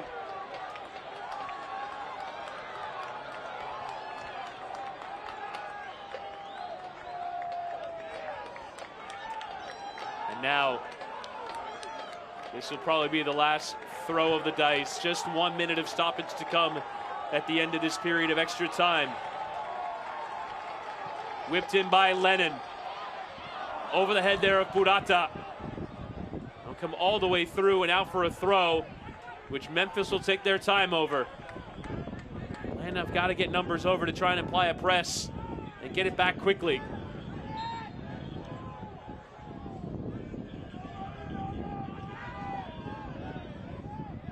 Daly will clear it anywhere will do. The 1 minute given. Lennon keeping it here with Diop. Now Diop is trotting forward along with everybody else here for Atlanta. Lennon will go long. Won there by Smith. Fortune tracking it. Playing it on here for Hernandez. Lennon in space, but turns the other way and plays it with Ajani Fortune. Etienne will get the cross from the back post. Goodman is in there. The header is away. And Kelly rather will put it out for the throw. Can't be much time left. Ibarra easily away. Fortune with perhaps the last ball to be sent in. It's threaded in behind. Daly will get there ahead of Etienne. Daly letting it run. Goal kick given. And that should be it.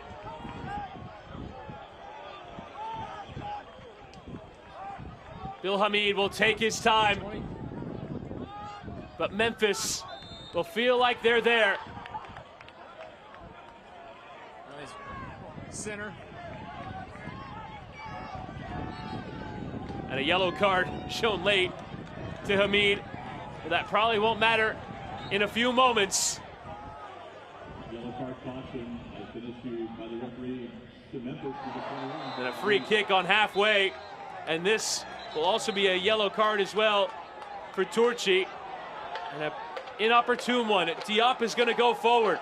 Everyone is going to go forward. This is it, Chris. This is it. Brooks Lennon. He's motioning towards Borzak that he's not within 10 yards. He tries a lofted cross, comes off there of Borzak. Is there another free kick to come? Referee never established the distance, and there is the full-time whistle. Memphis 901 have knocked Atlanta United out of the Lamar Hunt U.S. Open Cup. We have a cup set in Georgia. Knight Pickering's volleyed effort in extra time, sending Memphis 901 through to the fourth round and to a first ever win over MLS opposition. What a moment. What a moment for Memphis. What a performance. What a way to close it out. They continue to fight after missing chances within the first half. In the second half, they continue to believe. They tied it late in the game. And quickly, in extra time, they were able to respond once again, and it's Pickering who was able to score the winning goal. What a night for Memphis. As we can now take a look at the full-time highlights, Memphis and Knight Pickering are through to the fourth round. Here are the goals. It started remarkably well for Atlanta United, considering Araujo for Wolf. Yeah, you know, Araujo showed us his quality in his first pass of the match, gets the assist, but late in the game, at 96th minute, Rata with the sliding tackle, not a good one. It's a penalty and a goal for Goodrum. At that point, 1-1, Chris. And then here would be the winner, the 100th minute in extra time. What a volley from Pickering. And deservedly so for this team that worked out of the build-up for the full 120 minutes. And they are able to get that shot to put it in the back of the net, then winning, moving on to the next round. And what a result there. We also look at the scores. Probably the game in Miami, the most noteworthy one at the moment. 115th minute go-ahead own goal for Miami FC to make it 2-1. 119th minute equalizer for Inter Miami's Ryan Saylor. So that one is likely heading to penalties. Full-time win for Columbus Crew over Indy 11. Here's a look at the results in the third round in the later region. Colorado and Northern Colorado 1-1. Nashville SC do lead through a Ethan Zubak goal, not reflected there on the scoreboard. Sac Republic, Oakland Roots 0-0, and still a kickoff at 10:30 to come between Portland and Orange County. But at full time at Fifth Third Bank Stadium in Kennesaw, Memphis 901 have knocked Atlanta United out of the Lamar Hunt U.S. Open Cup. Wolf opened the scoring, but Goodrum and Pickering in extra time get the win for Memphis, their first ever win over MLS opposition. They have beaten Atlanta United by 2-1 through to the fourth round. For our tremendous production team, my broadcast partner Jose Rodriguez, my name is Chris Whittingham, signing off. A huge win for Memphis 901.